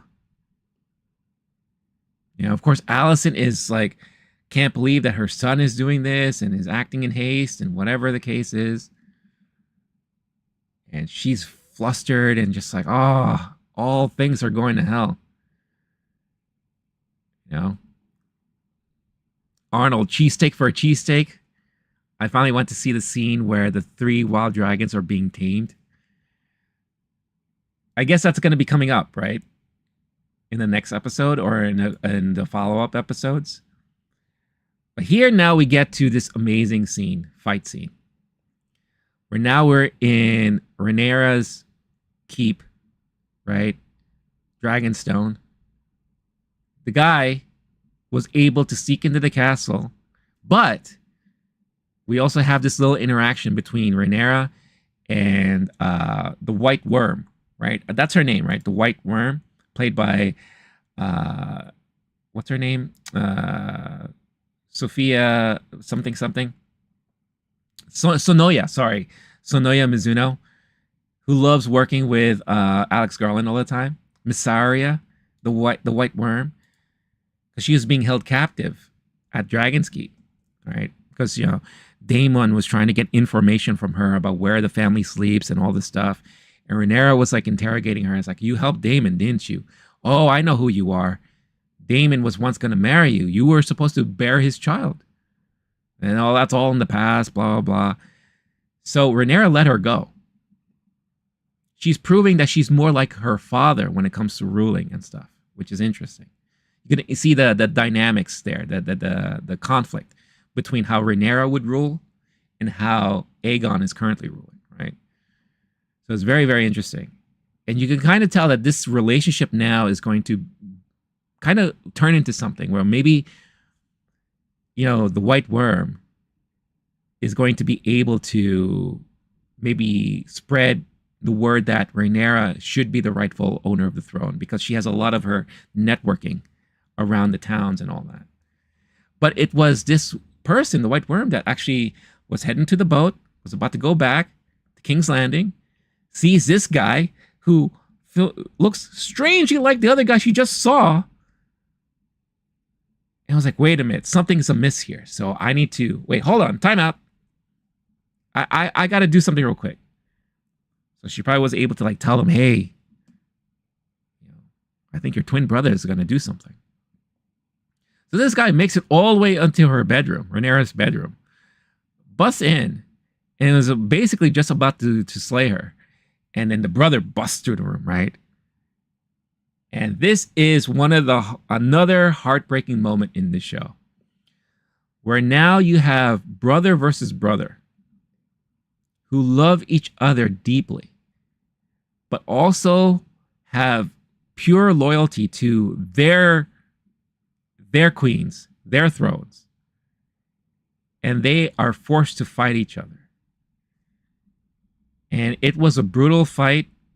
There's a lot of interesting dialogue there. It's like, I don't want to do this to you, but I have to, but I still love you. And basically, they fought to the death. One brother won, but could not live with himself, knowing what would just happen, and took his own life.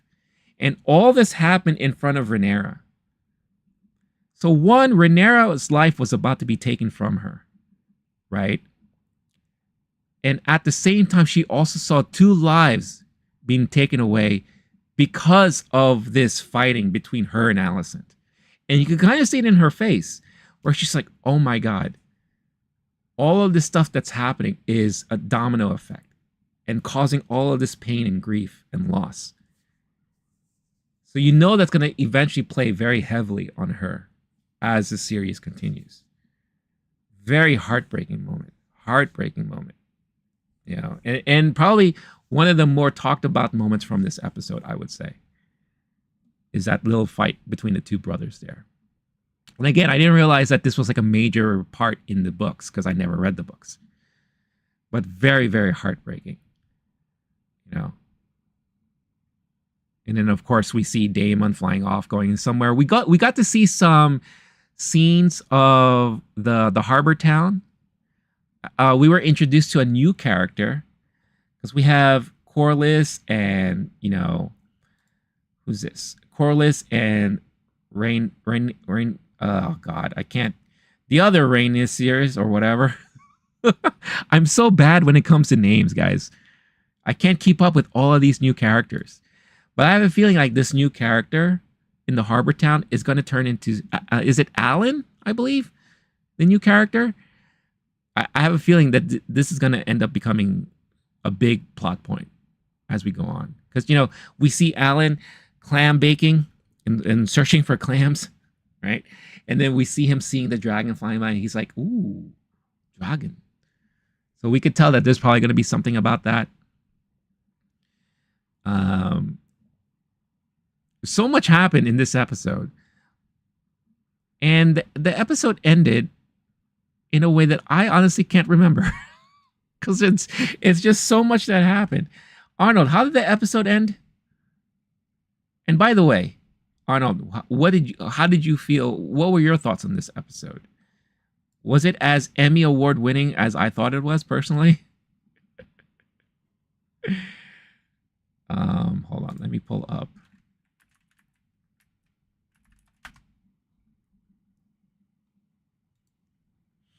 I'm gonna do a quick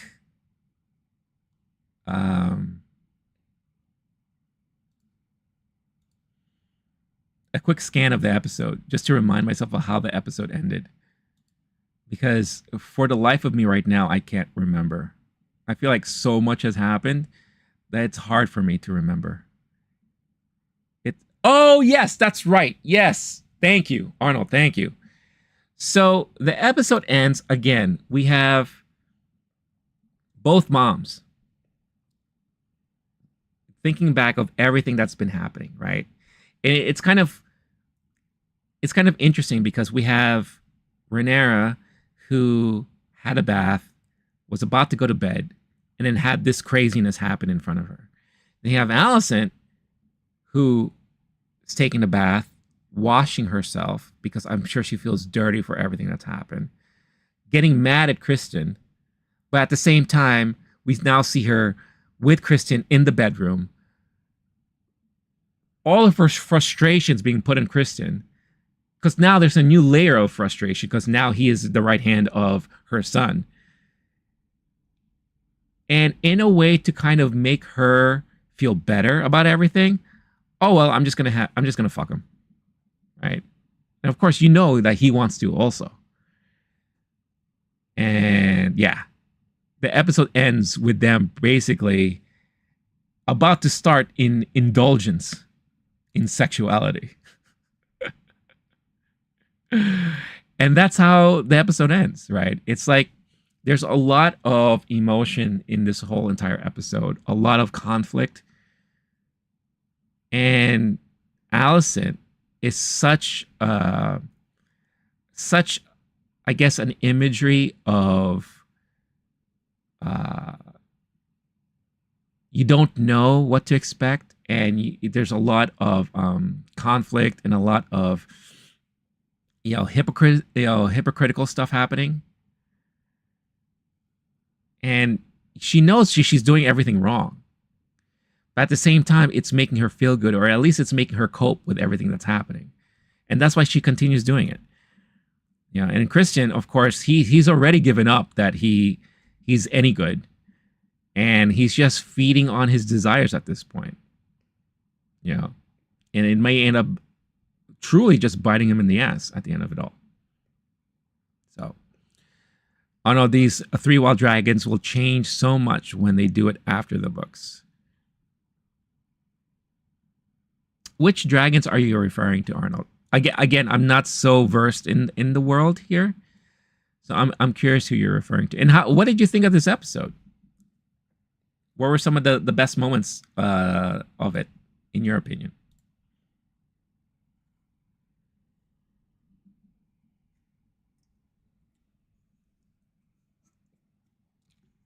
And then separately after that, because I forgot to ask, how did your barbecue go on Saturday? I just asked you a lot of questions, so I'm expecting a lot of answers.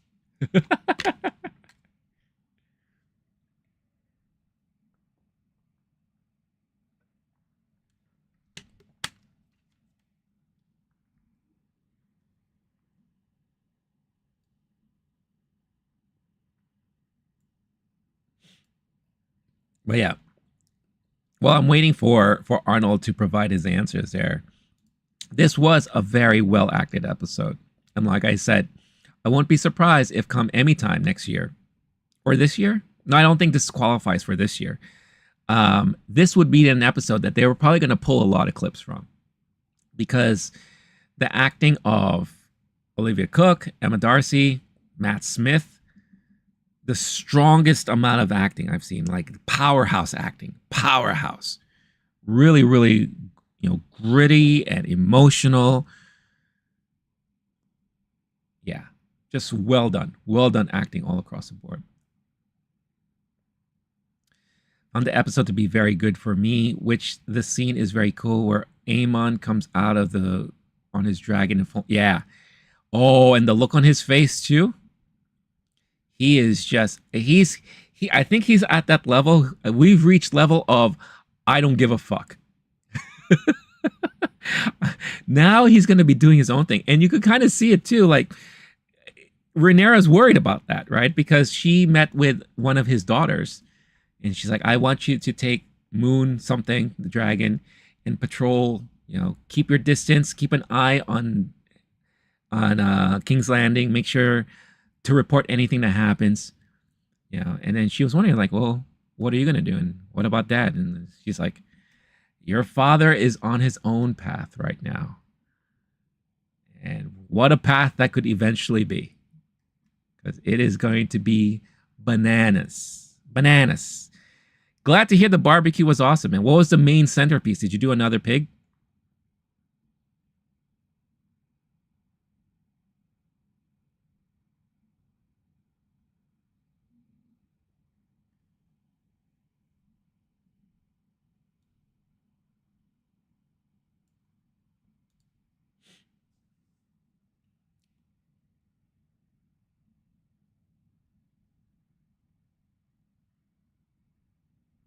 Also, another follow-up question to that is like, after the barbecue was said and done and all the eating and drinking was done, how much did you sleep afterwards? How many hours did you sleep afterwards? Because I'm sure it all hit you at the end of it too. I would probably be knocked out for a full day if I had a barbecue spread. If I'm thinking of the type of barbecue spread you might have had, based on the other pictures you sent.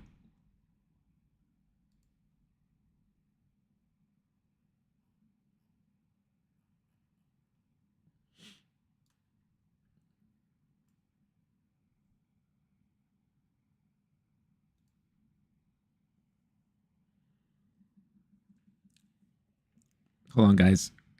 Just checking the phone, make sure that the world's not burning. Da, da, da, da, da.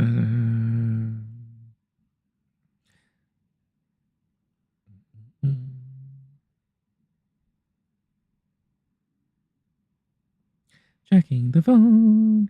Oh, I have a package that was delivered.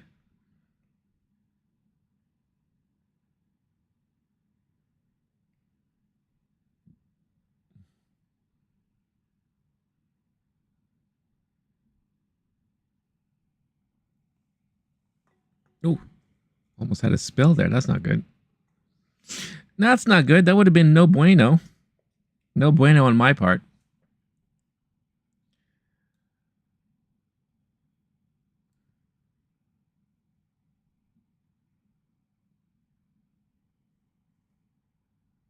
Oh, Arnold just sent a photo of the barbecue. All right, let's check this out.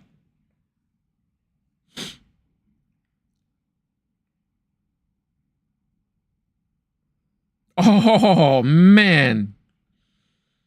Wow. That looks, oh, mouth watering. That looks fantastic.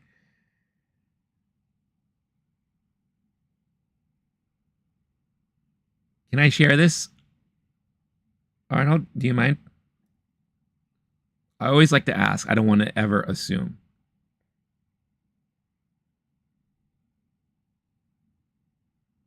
Because this, I mean, if you're a fan of barbecue and you like the meats, this is brilliance right here. This is, yeah, this is good stuff. Oh, your uncle's a butcher. Oh, awesome. So that's the logo of his business. I mean, look at this. Oh, that just looks glorious. Arnold got all the meats. That just looks fantastic. Oh, and huge.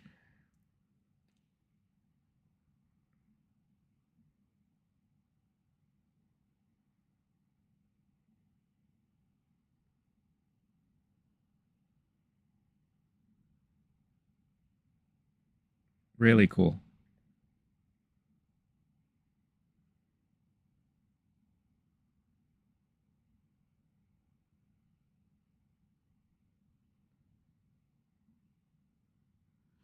Um, Arnold saying yes, he sells everything you need. The meat. It's all about the meats. That's awesome, man. I'm glad you really had a good time. It looks like an amazing spread, honestly.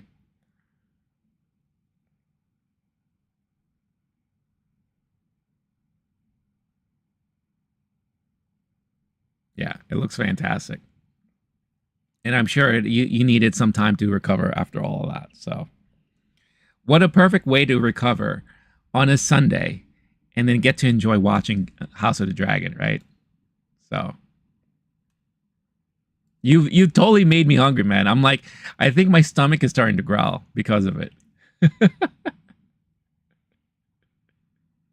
Unbelievable. So yeah, so that is my recap and review, so to speak, of House of the Dragon season 2, episode 2.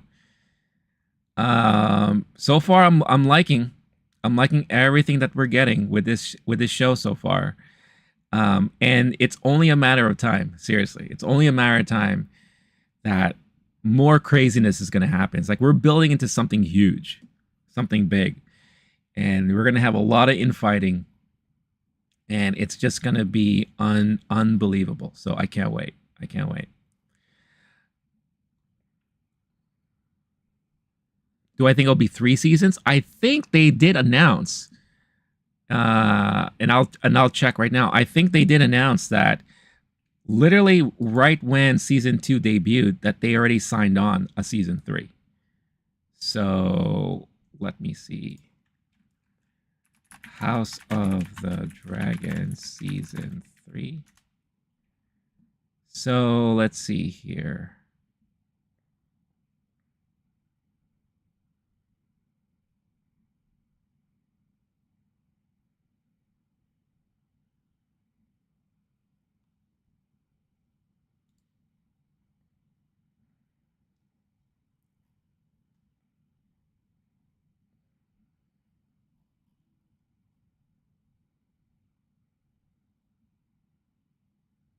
Yeah. Yeah. So after the debut, they announced season 3. So season 3, showrunner Ryan Condal teased what he's been toying with for the third installment of the show. Condal told Games Radar that the biggest challenge is finding fresh storylines that still maintain the narrative explosions that the franchise has become famous for. Think that devastating birthing sequence in the House of the Dragon pilot, or even the Red Wedding in its predecessor series, Game of Thrones. There's a rhythm to all of this. These kinds of stories, as you can, let me just share this so you can see what I'm reading.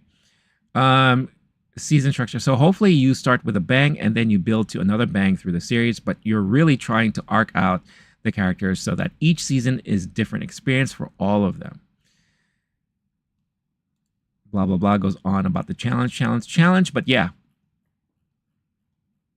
season 3 is, he's hoping that season 3 is going to be a wild one as well. So that will only mean that we're getting so much more for this upcoming season.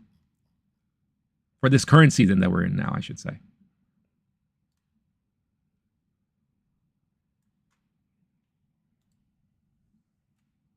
And then if you saw the trailer, the teaser trailer at the end of this episode, we're going to get a bunch of dragon action going on. So that's going to be really fascinating to see how that's all going to pan out. It's going to be nuts. Nuts. Bunch of nuts. So yeah. You want to see Cannibal the Dragon Eater? Who's that? Who is Cannibal the Dragon Eater? Is that someone that we've already been introduced to? Or is that someone that we should be introduced to? Maybe in this season.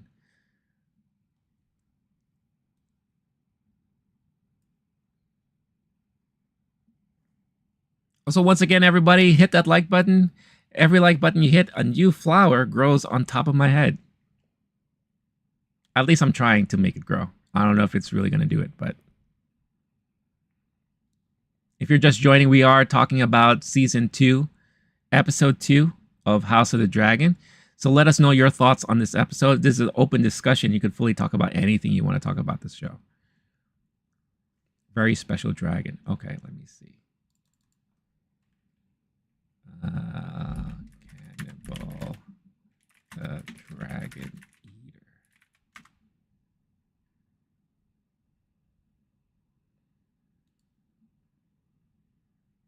Okay, I am on. This is funny. A wiki of Ice and Fire. All right. The cannibal was black as coal with menacing green eyes. He was the largest and oldest of the 3 completely wild dragons dwelling on Dragonstone, the other 2 being Sheep Stealer and Grey Ghost. They called him cannibal because he would practice cannibalism, feasting on dead dragons, newborn dragons, and dragon eggs. Wow. Okay. So is that what they're hinting at? Because I did see in the teaser at the end of this episode that they have dragon eggs. Are those the random dragon eggs that they found on Dragonstone that eventually will birth these 3 dragons? Is that how the story goes?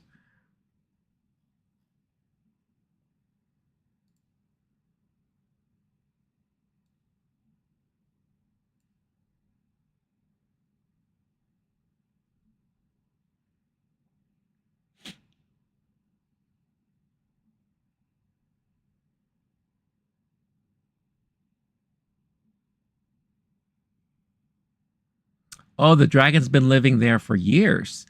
So they people on Dragonstone just aren't aware of them.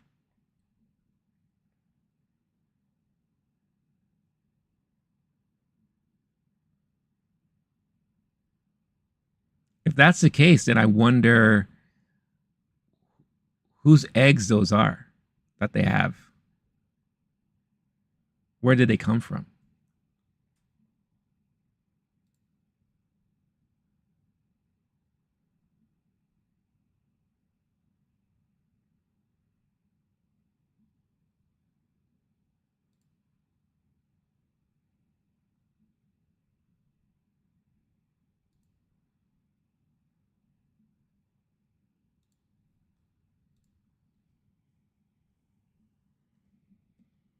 Yeah, from well, no, I'm talking about. So I don't know if you had a chance at the end of this episode, episode 2. They gave us a little teaser trailer for the next episode, and there's a moment where in this teaser trailer you see them have dragon eggs, and it looks like they're using that, or maybe using that for some sort of barter or something like that, trade, show of dominance, or whatever the case is. So I wonder where did those eggs come from. I don't know if you know, because I know you read the book, so.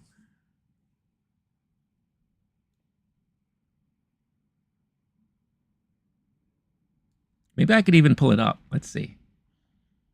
That should have already made its round on YouTube. So I'll pull it up and I will freeze frame it so that we could take a look at it and we could start speculating. Let's see here.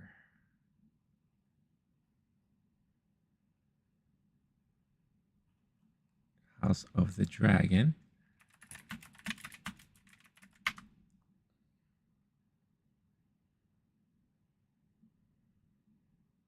Episode 3 preview. Here we go. I'm going to mute that. And then let's see if I can pull up that scene.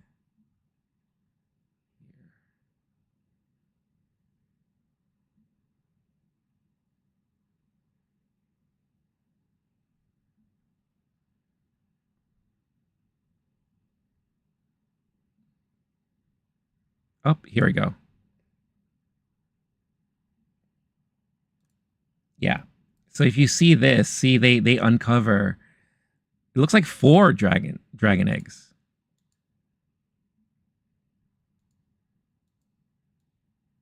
So I wonder where did these dragon eggs come from?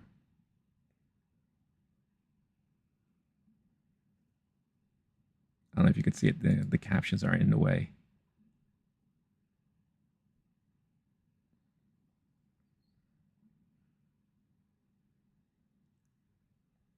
these 3 eggs would have to be the 3 eggs that were stolen. I know that 3 eggs from Game of Thrones from the dragon is what one with an I forgot of his name. Forgot to in hell back then. So you think this is the origin of those 3? Didn't see it at all. Could this be where those 3 eggs came from? That eventually landed in Daenerys' hands? Is it Daenerys? What's up, Star-Lord? Star-Lord is in the house. Happy Midsommar Day, Star-Lord. Blessed be. I don't think they say that, but I don't know any phrases in Swedish, so. Arnold, you think so? Okay. We'll see. It looks exciting. I mean, there are 4 here, so that means something happened to one of them, right? If that's true. So we'll see. Yeah, but this episode just teases a whole bunch of anger, dragons, more dragons.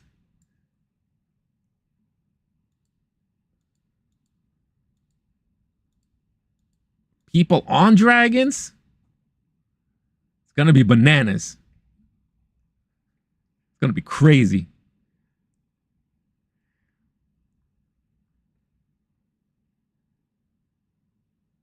Yeah, the dragons take a long time to grow. So you're right. It wouldn't, yeah. It would be weird if one hatched. Oh, Star-Lord. Ladies and gentlemen, wish Star-Lord a good morning. He just woke up. And realizes that he needs to wake up earlier than this. How about you thank them, dickless?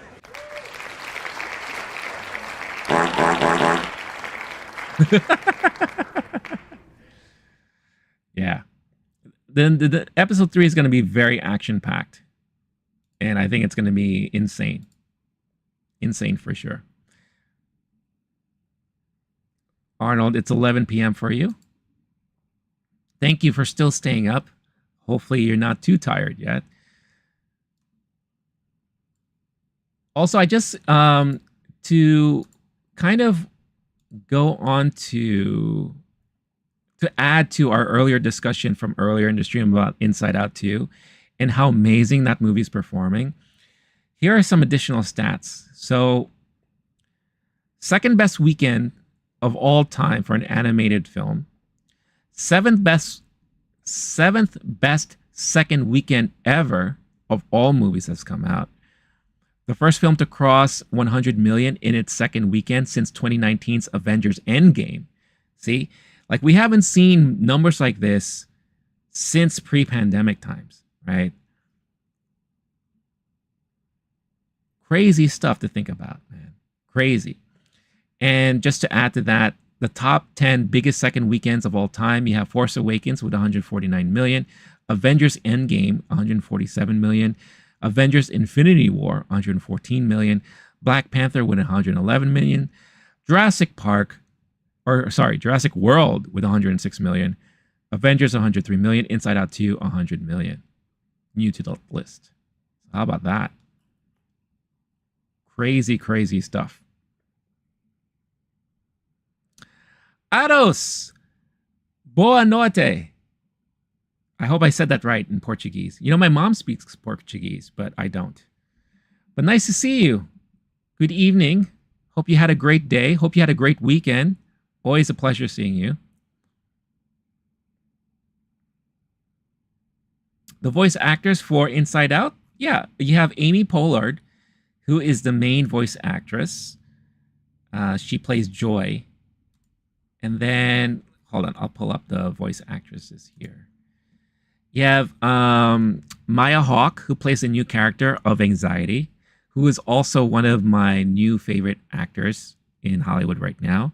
I find her to be quite pleasing to the eyes. Also, she is the daughter of Ethan Hawke and what's her name? Kill Bill. Um, Uma Thurman. She is the daughter of Uma Thurman and Ethan Hawke, and she is very pleasant.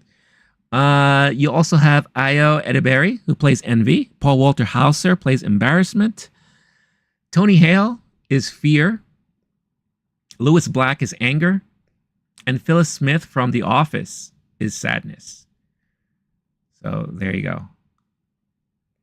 Unfortunately, Bill Hader did not return to reprise his role as Fear.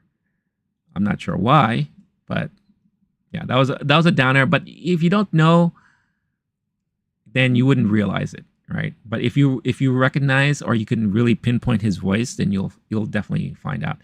And on top of that, you had June Squibb, who plays Nostalgia. You have Diane Lane, Pete Docter, who is the producer, but directed the first Inside Out.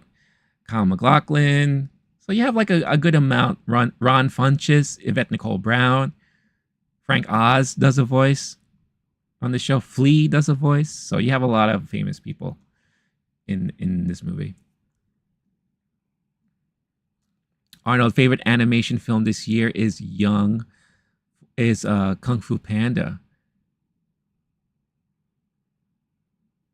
Oh, you got to meet Jack Black. That's awesome. How did that come about? How did all that happen? He seems like a very, very cool dude.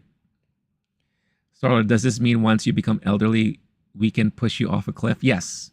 The minute I turn 72, I will take I will end my life cycle in a brilliant ceremony where I just moan and groan and scream at the dinner table, and then I will get on a cliff and I will just walk off it, and I will go off into my next phase of everlasting life or whatever the case is.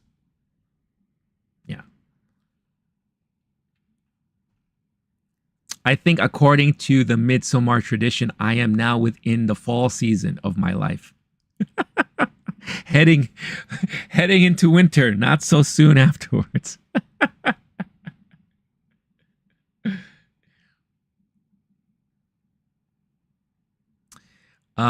Arnold, I was in Berlin at one of the primary ones, and he was too in a hotel, and you were able to talk to him for 8 minutes. That's awesome, man.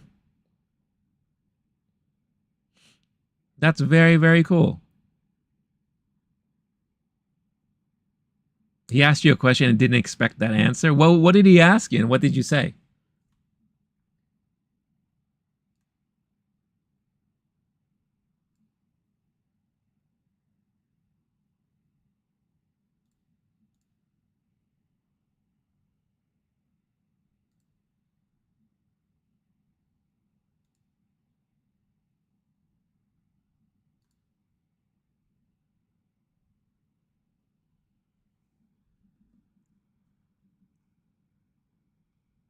Sorry, what kept you up all night that led you to wake up just now? Unfortunately, I am not on shrooms. I am on a drink called Celsius, which is just an energy drink. It's peach mango and green tea. But sometimes when I drink these things, I do feel like I'm on something. So there's that.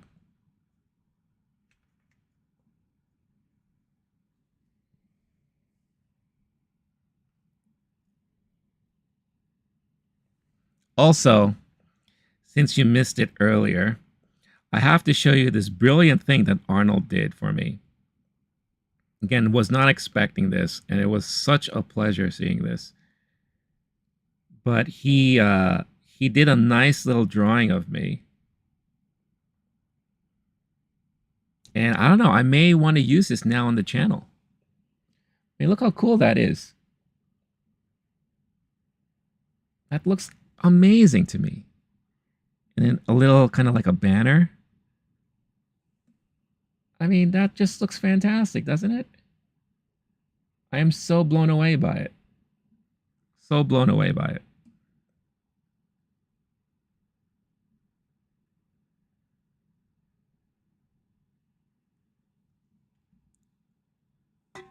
Oh, well, it's a good thing that can is empty. Oh, I pronounced it well. Oh, awesome. Good to know. I know he asked me what my favorite film is about him, and my favorite film is House of Mystery. Watch it, and he was very happy about that. Oh wait, is the movie? Maybe that's the German title, but is it what was it?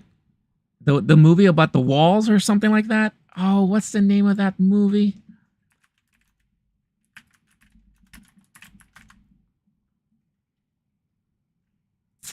Um, the House with the Clock in its Walls. That one? Are you talking about that one?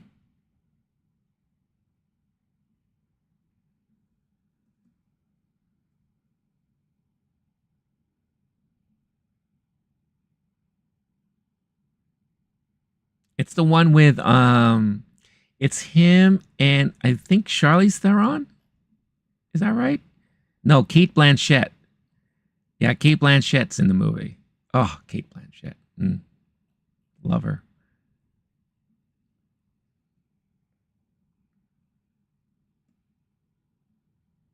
That's awesome. See, I think they like it when you kind of surprise them like that,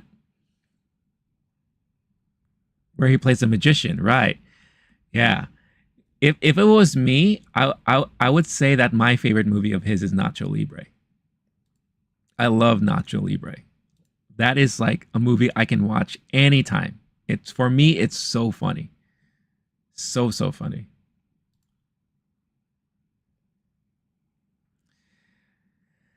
Starlord, actually, it's been going on for a couple of nights, binge watching movies. True Grit and Django Unchained, which I saw for the. Oh, wow. Now that's a great double feature right there.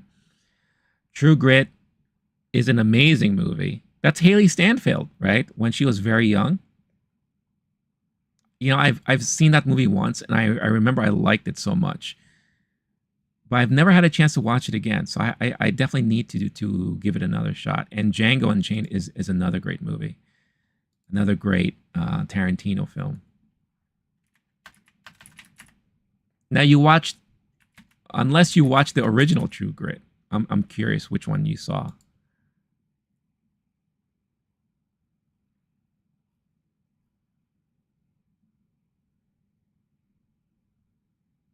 Jeff Bridges was amazing in that movie too.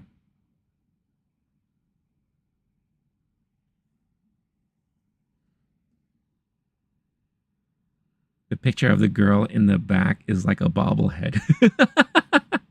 That's Florence Pugh from Midsommar, the 2012. Okay, yeah, that was a great movie. I need to watch that again. It's been a long time since I watched it.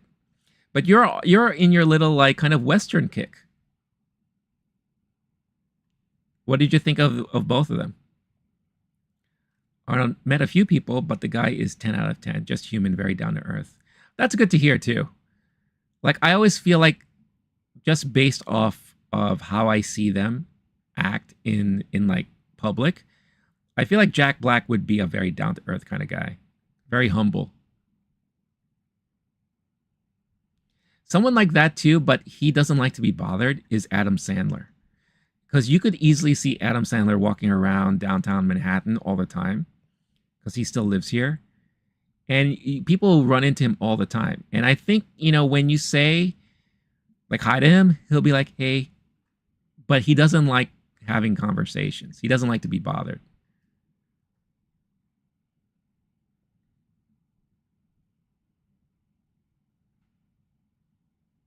Star, you love them? Yeah. Those are great movies. Really, really great. And I'm kind of envious that you got to see them for the first time.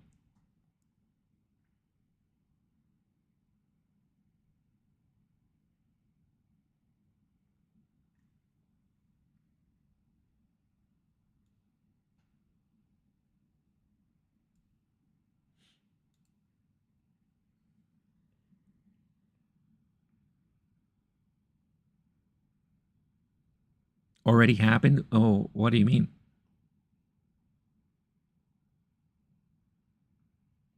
Django's like John Wick in a way.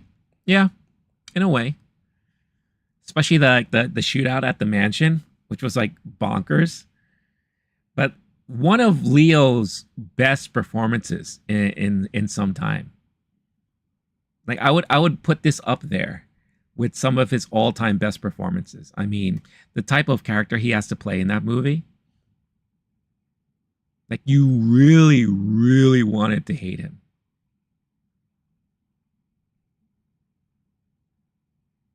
Well, I never seen Adam myself, but I've seen a lot of people who, or I know people who bumped into him, and they all say he's very quiet and shy, and he doesn't like to be bothered so much. And you can kind of see it sometimes in videos that people take of him.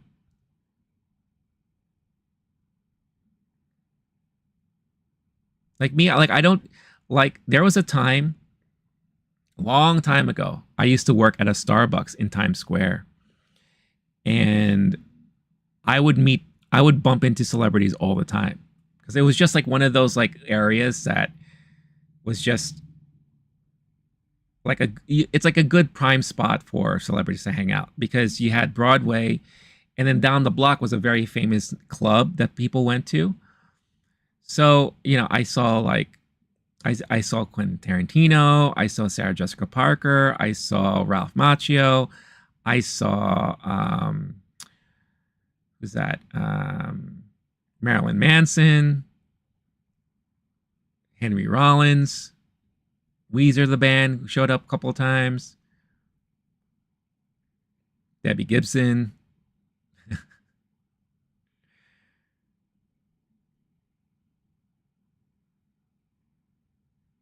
The entire cast of Real World Seattle. That was an interesting one too, because down like 3 blocks away from where we were was Viacom, MTV Studios, right? So I think it was like a Friday night or something, and it was really dead. So I tried to close the shop early because I was a manager, and I just heard, and I looked up, and it was like a group of 6, 7 people. And I was just like, I was about to do one of these, like, sorry, we're closed. But then I recognized him. I was like, fuck me. It's the entire cast of Real World Seattle. I was like, and I asked someone, just open the door for them. Just let them in. And like, we have to. Because, I mean, they're from Seattle, first of all. They're from the real world. And they need their coffee, right? So I'm just like, damn it, I have no choice at this point. So yeah, so they were quick, they were nice. They felt very bad. They felt sorry that they had to like disturb us, but I'm like, no, it's all good. It's all good. Janine Garofalo stopped by a couple of times, Very, very interesting location. But yeah, I bumped into a lot. I would bump into people sometimes in the city walking around too, like Matt Damon, Ron Perlman. At one point in anyone's life, if you hang out in Midtown Manhattan enough, you will bump into Sarah Jessica Parker at any given moment because she's just all over the place there. Arnold saying, I was in the store in Cologne, and on the other side, it suddenly says, Dirk Nowitzki, really? And I think to myself, so bro, what the hell, fuck? You just wanted to walk there and he jumped into a taxi. Oh, yeah, I've been to Cologne, and that was one of the places I visited when I was in Germany. Very beautiful place, but a lot of the things were under construction or renovation. But that's funny.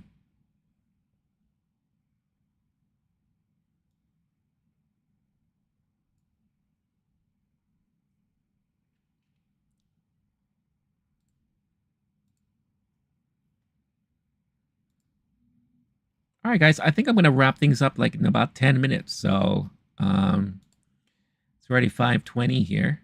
Time flies when you're having fun. We're already 2 hours to 20 minutes in. So whatever you guys want to talk about, let's talk about it before I head on out. So what's next on the agenda for your movie binging? Were those the only 2 movies that you watched? Just True Grit and Django? Were there any other movies that you watched?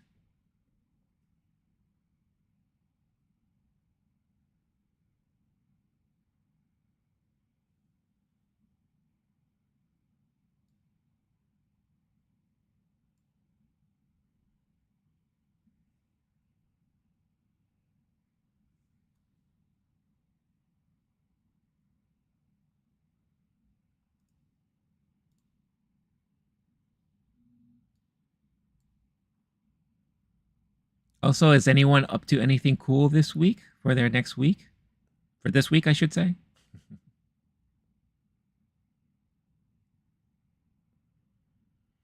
Arnold, I would give everything for once to get to know Natalie Portman. I am right there with you. Natalie Portman has always been a major crush of mine for a long time. And the fact that she's also intelligent and yeah, she just seems like an amazing person to get to know.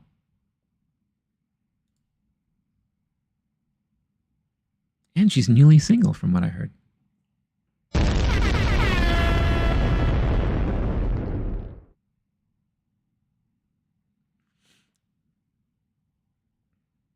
You're planning on more, but I'm watching reaction videos.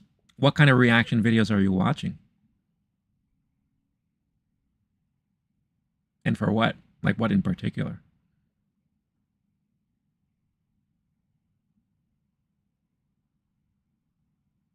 Last one is Twilight Breaking Dawn Part 2. Wow. That's interesting.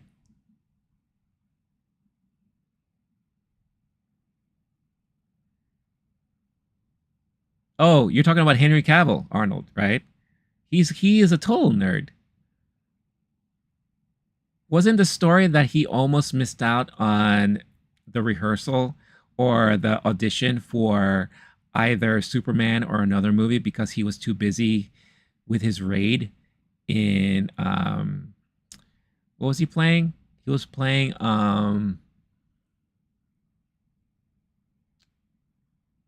I forgot what game he was playing. Warcraft. He was playing Warcraft. And he said he almost missed out on his audition because he was so busy with it. And of course, we all know that he could build his own computer. We all remember that video. He's a big fan. So I think that's very cool.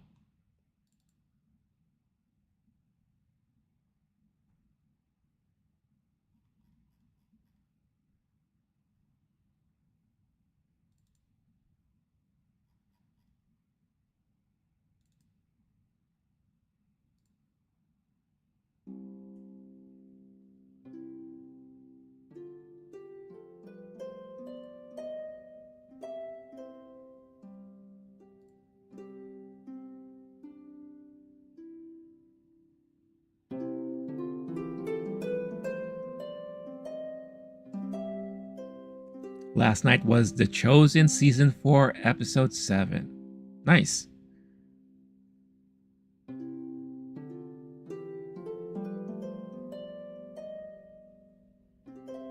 Yes, Arnold. Yes, that would be great if you can. I don't know if you could see it on the YouTube channel, but I have an email address listed that you could use that to send it to, or I'll just send you the email address through Instagram later when I get off stream, because I would love to see what I can do with that. I like it so much. I may use it as maybe a profile pic. Maybe then I'll change the banner on the channel because it looks fantastic. Really, it really does.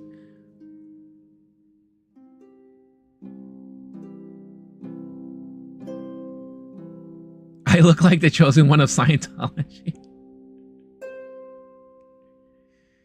No, I am celebrating the summer solstice. I'm celebrating Midsommar. Today is Midsommar, where we welcome new change, new life, a new chapter. We get rid of the old, and we end their cycles, and we become anew as a community. And we eat a lot of mushrooms. We drink a lot of psychedelic teas.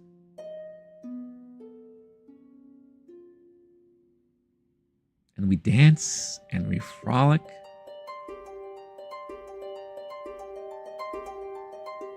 And we sacrifice 9 individuals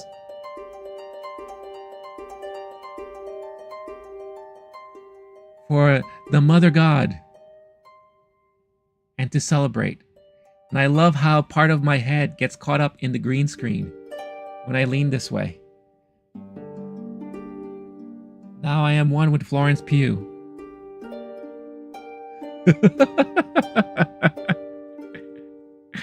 Cannell's reaction is the type of reaction I was hoping for. What the fuck is this? We are celebrating Midsommar. Cannell? Or Canal?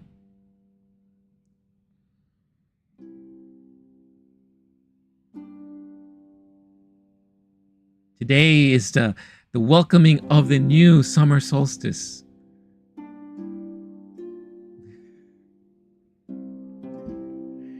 We're enjoying our pagan ancestry. Canal says, no, it's demonic. Star-Lord saying, where is Nicolas Cage when we need him?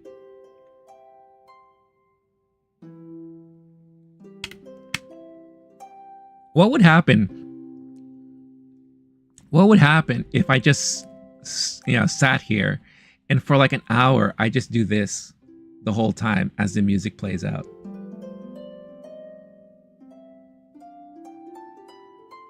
Will I turn into like one of those like AI characters that you see sometimes on Twitch? And I'll just start answering random questions?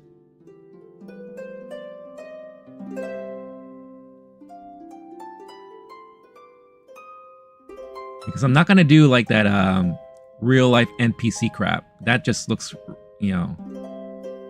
looks ridiculous to me. I could be Mike Tyson's therapy doctor. Yeah, maybe I could find a way to like calm him down sometimes. You would use this as a wallpaper somewhere?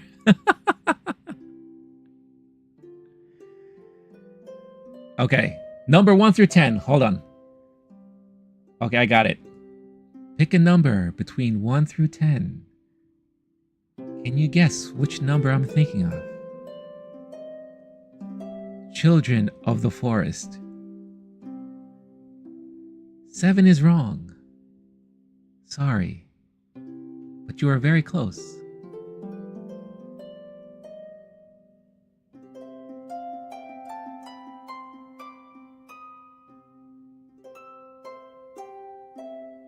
Can anyone else guess the number I'm thinking of? 1 through 10. If you guess correctly, you will be forever remembered in the winds of nature and life essence. 4 is incorrect.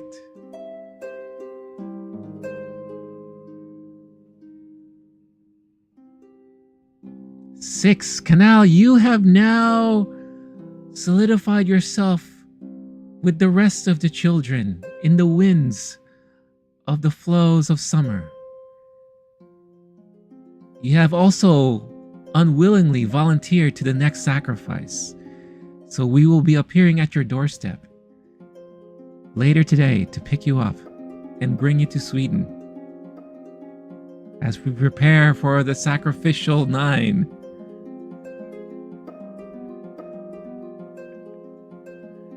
As we crown the maiden queen of this year's Midsommar.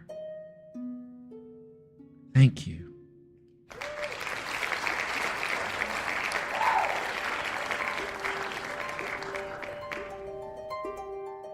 I got German blood.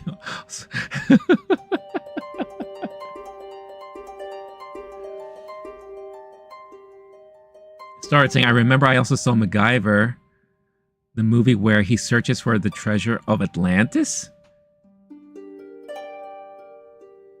Are you talking about the actor who played MacGyver, or it was a MacGyver movie? 1994.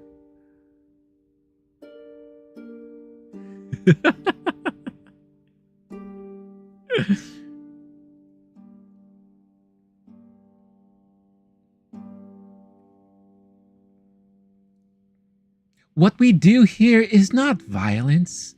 It's not grotesque. It is a part of our life. It is a part of our pagan traditions. It is beautiful. And we all love that you share with us this moment of our year.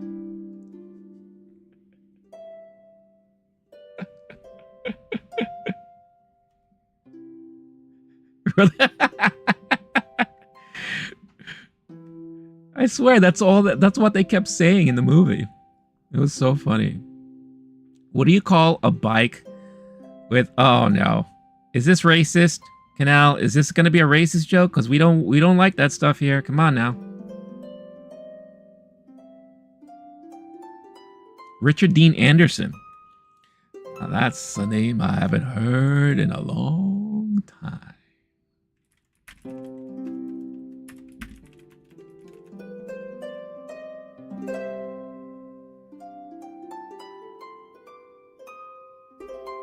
Yes, that is MacGyver. Oh, there it is. Well, it was an actual MacGyver movie. MacGyver, Lost Treasure of Atlantis. Wow. Was this a made-for-TV movie, or did they actually release this in theaters? Or, what year was this? 1994? Was this like a straight home-to-video kind of thing?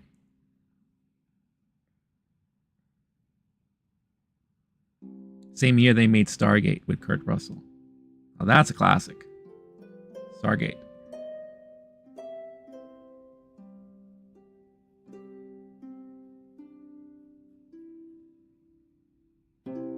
A lot of fun. You know, I've never watched the shows. I've never ever watched, whatchamacallit, MacGyver. That was just like a show that I never had a chance to watch.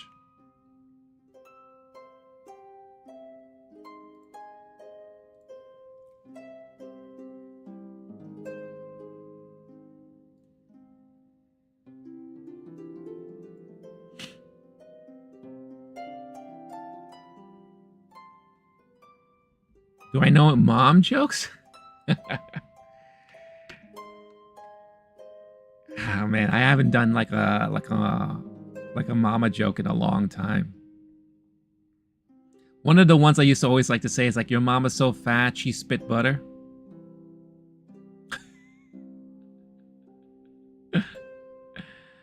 Mother's so stupid she ties a bike on her back and plays Transformers. Oh, okay, that's good.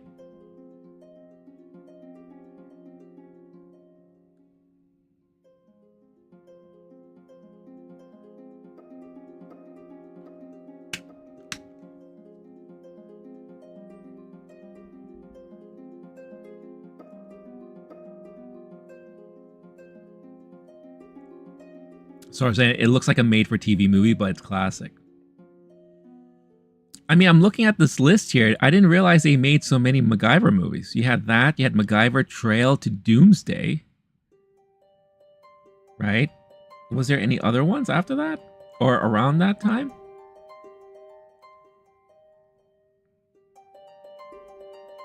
It's kind of amazing to think of how big MacGyver was during those years.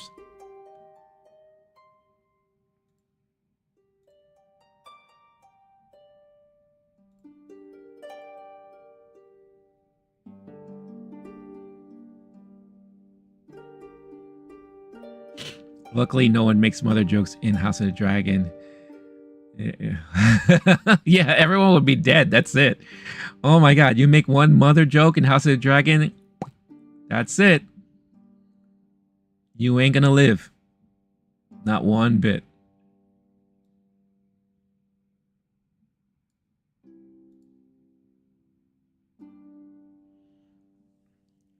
All right, before I head on out, I'm going to take one quick look at headlines to see if there's anything worth talking about before we head on out for the day. As a reminder for the rest of the schedule for the week, I will be back Wednesday, hopefully around 12 noonish. That's the goal.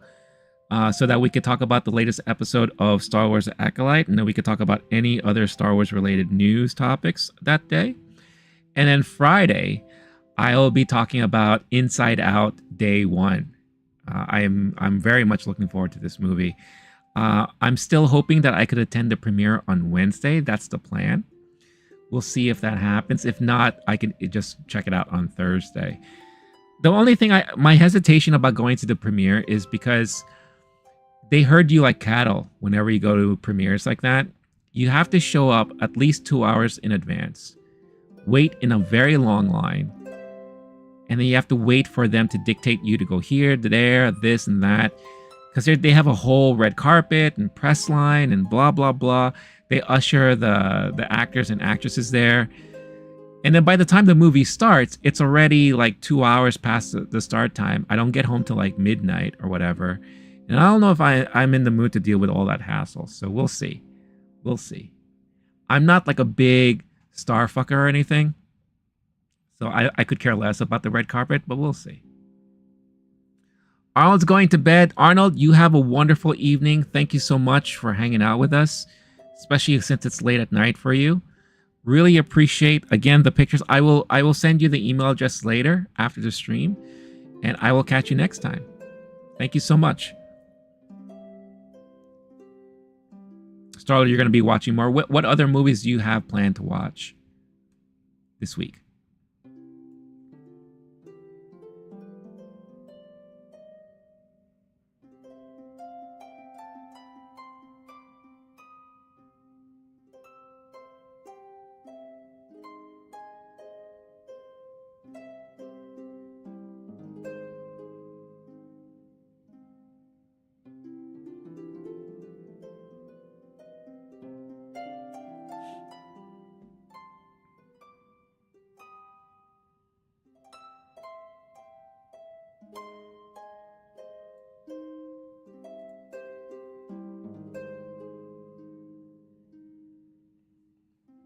You'll be looking around for movies.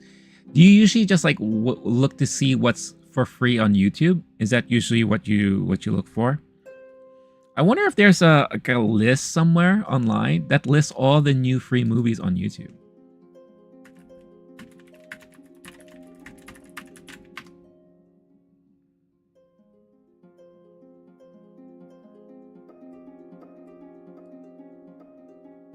Oh, look, I found one.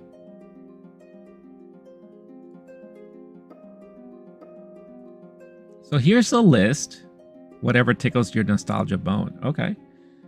So I found this list. Maybe this could help you a little bit with your search. The best free movies on YouTube right now, June 2024. Okay. So let's see. We have 10 Things I Hate About You. 13 Hours, if you're in the mood for some John Krasinski stuff. My Best Friend's Wedding, that's a classic if you're into rom-coms.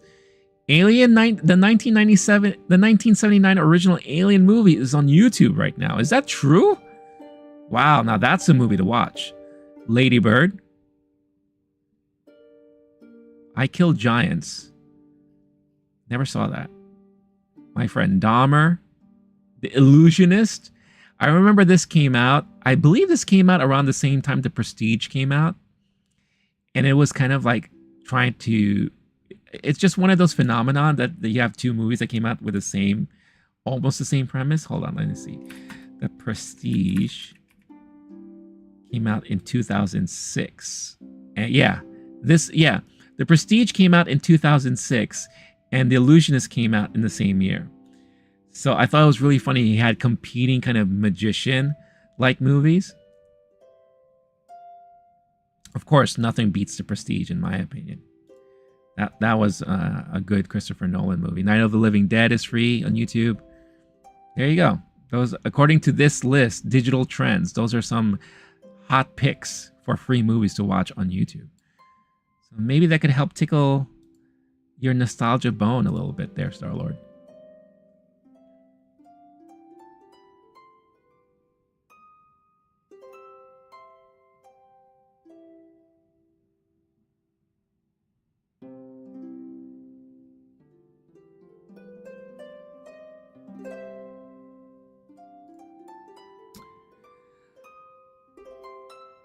You have a list on your app?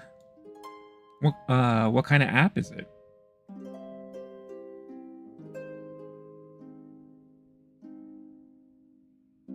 There's something weird trending on X right now. Canceled cartoons.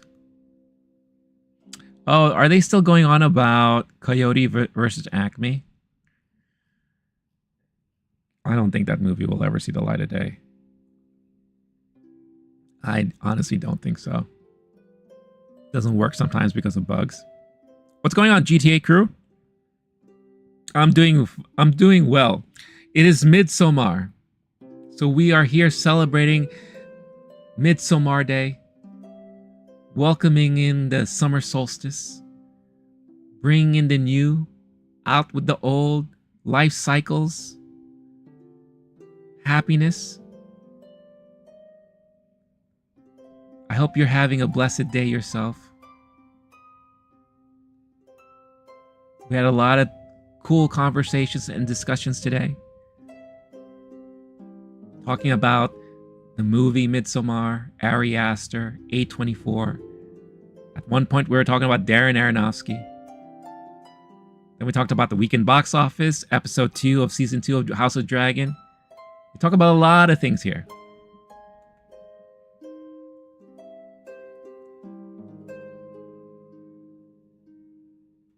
All hail Loki.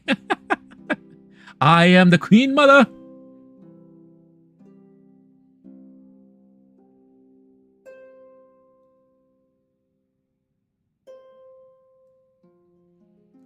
GTA crew, are you a fan of Midsommar the movie?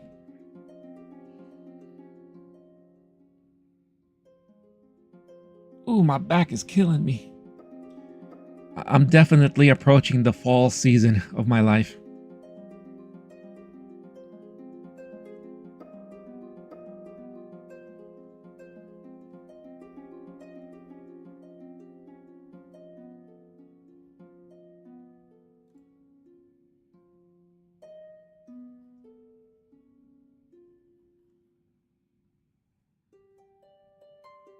Oh, you never heard of it? Okay.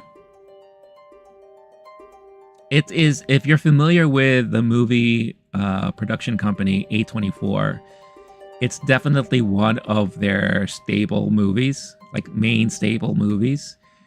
And Ari Aster is definitely one of those like interesting directors. So if you've heard of movies like Beau is Afraid or Hereditary, then this is along those same lines. So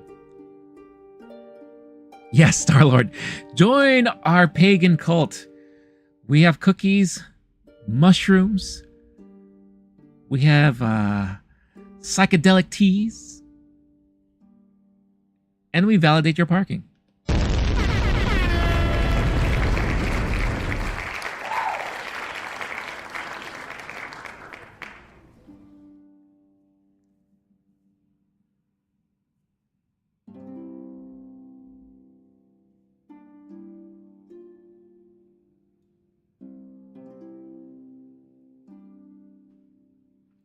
GTA crew, I'm assuming that you are a big fan of the GTA franchise. Are you looking forward to the next one, to 6 coming out?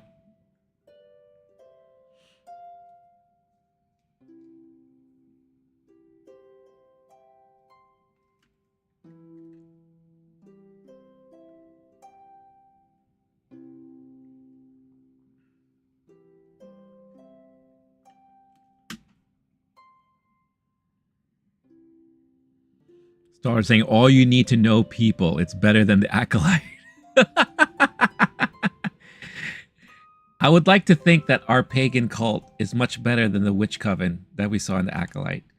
Although I did like their song. So we need to come up with some sort of chant. La, la, la. I don't know. GTA crew, yes, I can't wait. Nice. I'm hearing good things about it. Well, I'm hearing interesting things about it. Obviously, there's still a long ways of release, but I have a feeling it's going to be a very interesting one for sure, especially if you're a fan of the franchise.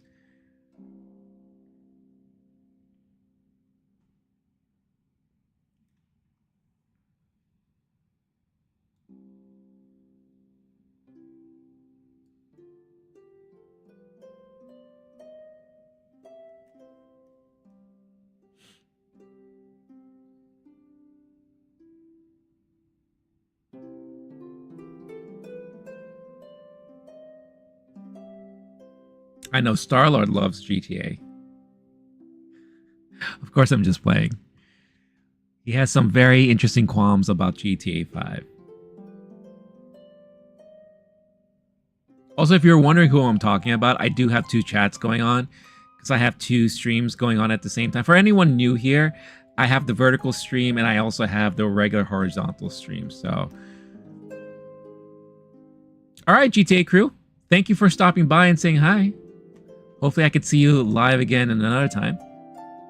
Have a wonderful evening and enjoy your evening of Midsommar. Because, you know, during Midsommar, it doesn't ever get dark. We have sun midnights where we celebrate the welcoming of summer.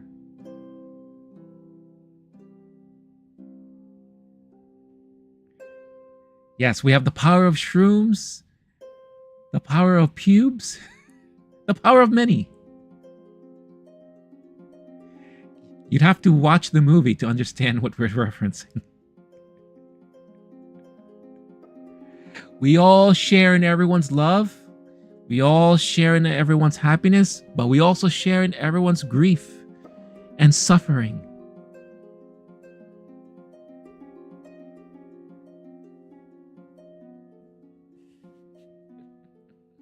Oh man, I'm sure people are like tuning in or they're coming across this stream and just like, what the hell is going on here?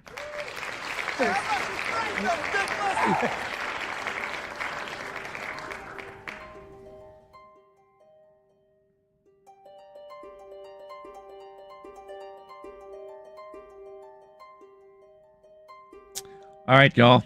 I think I am going to call it as it's... Yeah, man, this day just went. It's already approaching 6. Thank you, everyone, for tuning in to our Midsommar celebration. I appreciate all of you, my children of the forest, my children of the pagan society, my children of summer. I will catch you all again on Wednesday as we converse and we talk about Star Wars The Acolyte Episode 5. And if it continues to be a shit show compared to the rest of the episodes, and according to a lot of the pundits out there on the internet, I will make sure to have a helpful helping of mushrooms and teas for everyone to enjoy as we have our conversation. Have an enjoyable, relaxing, and joyous rest of your day, your evening. Namaste. Namaste the hell away from the food, that's right.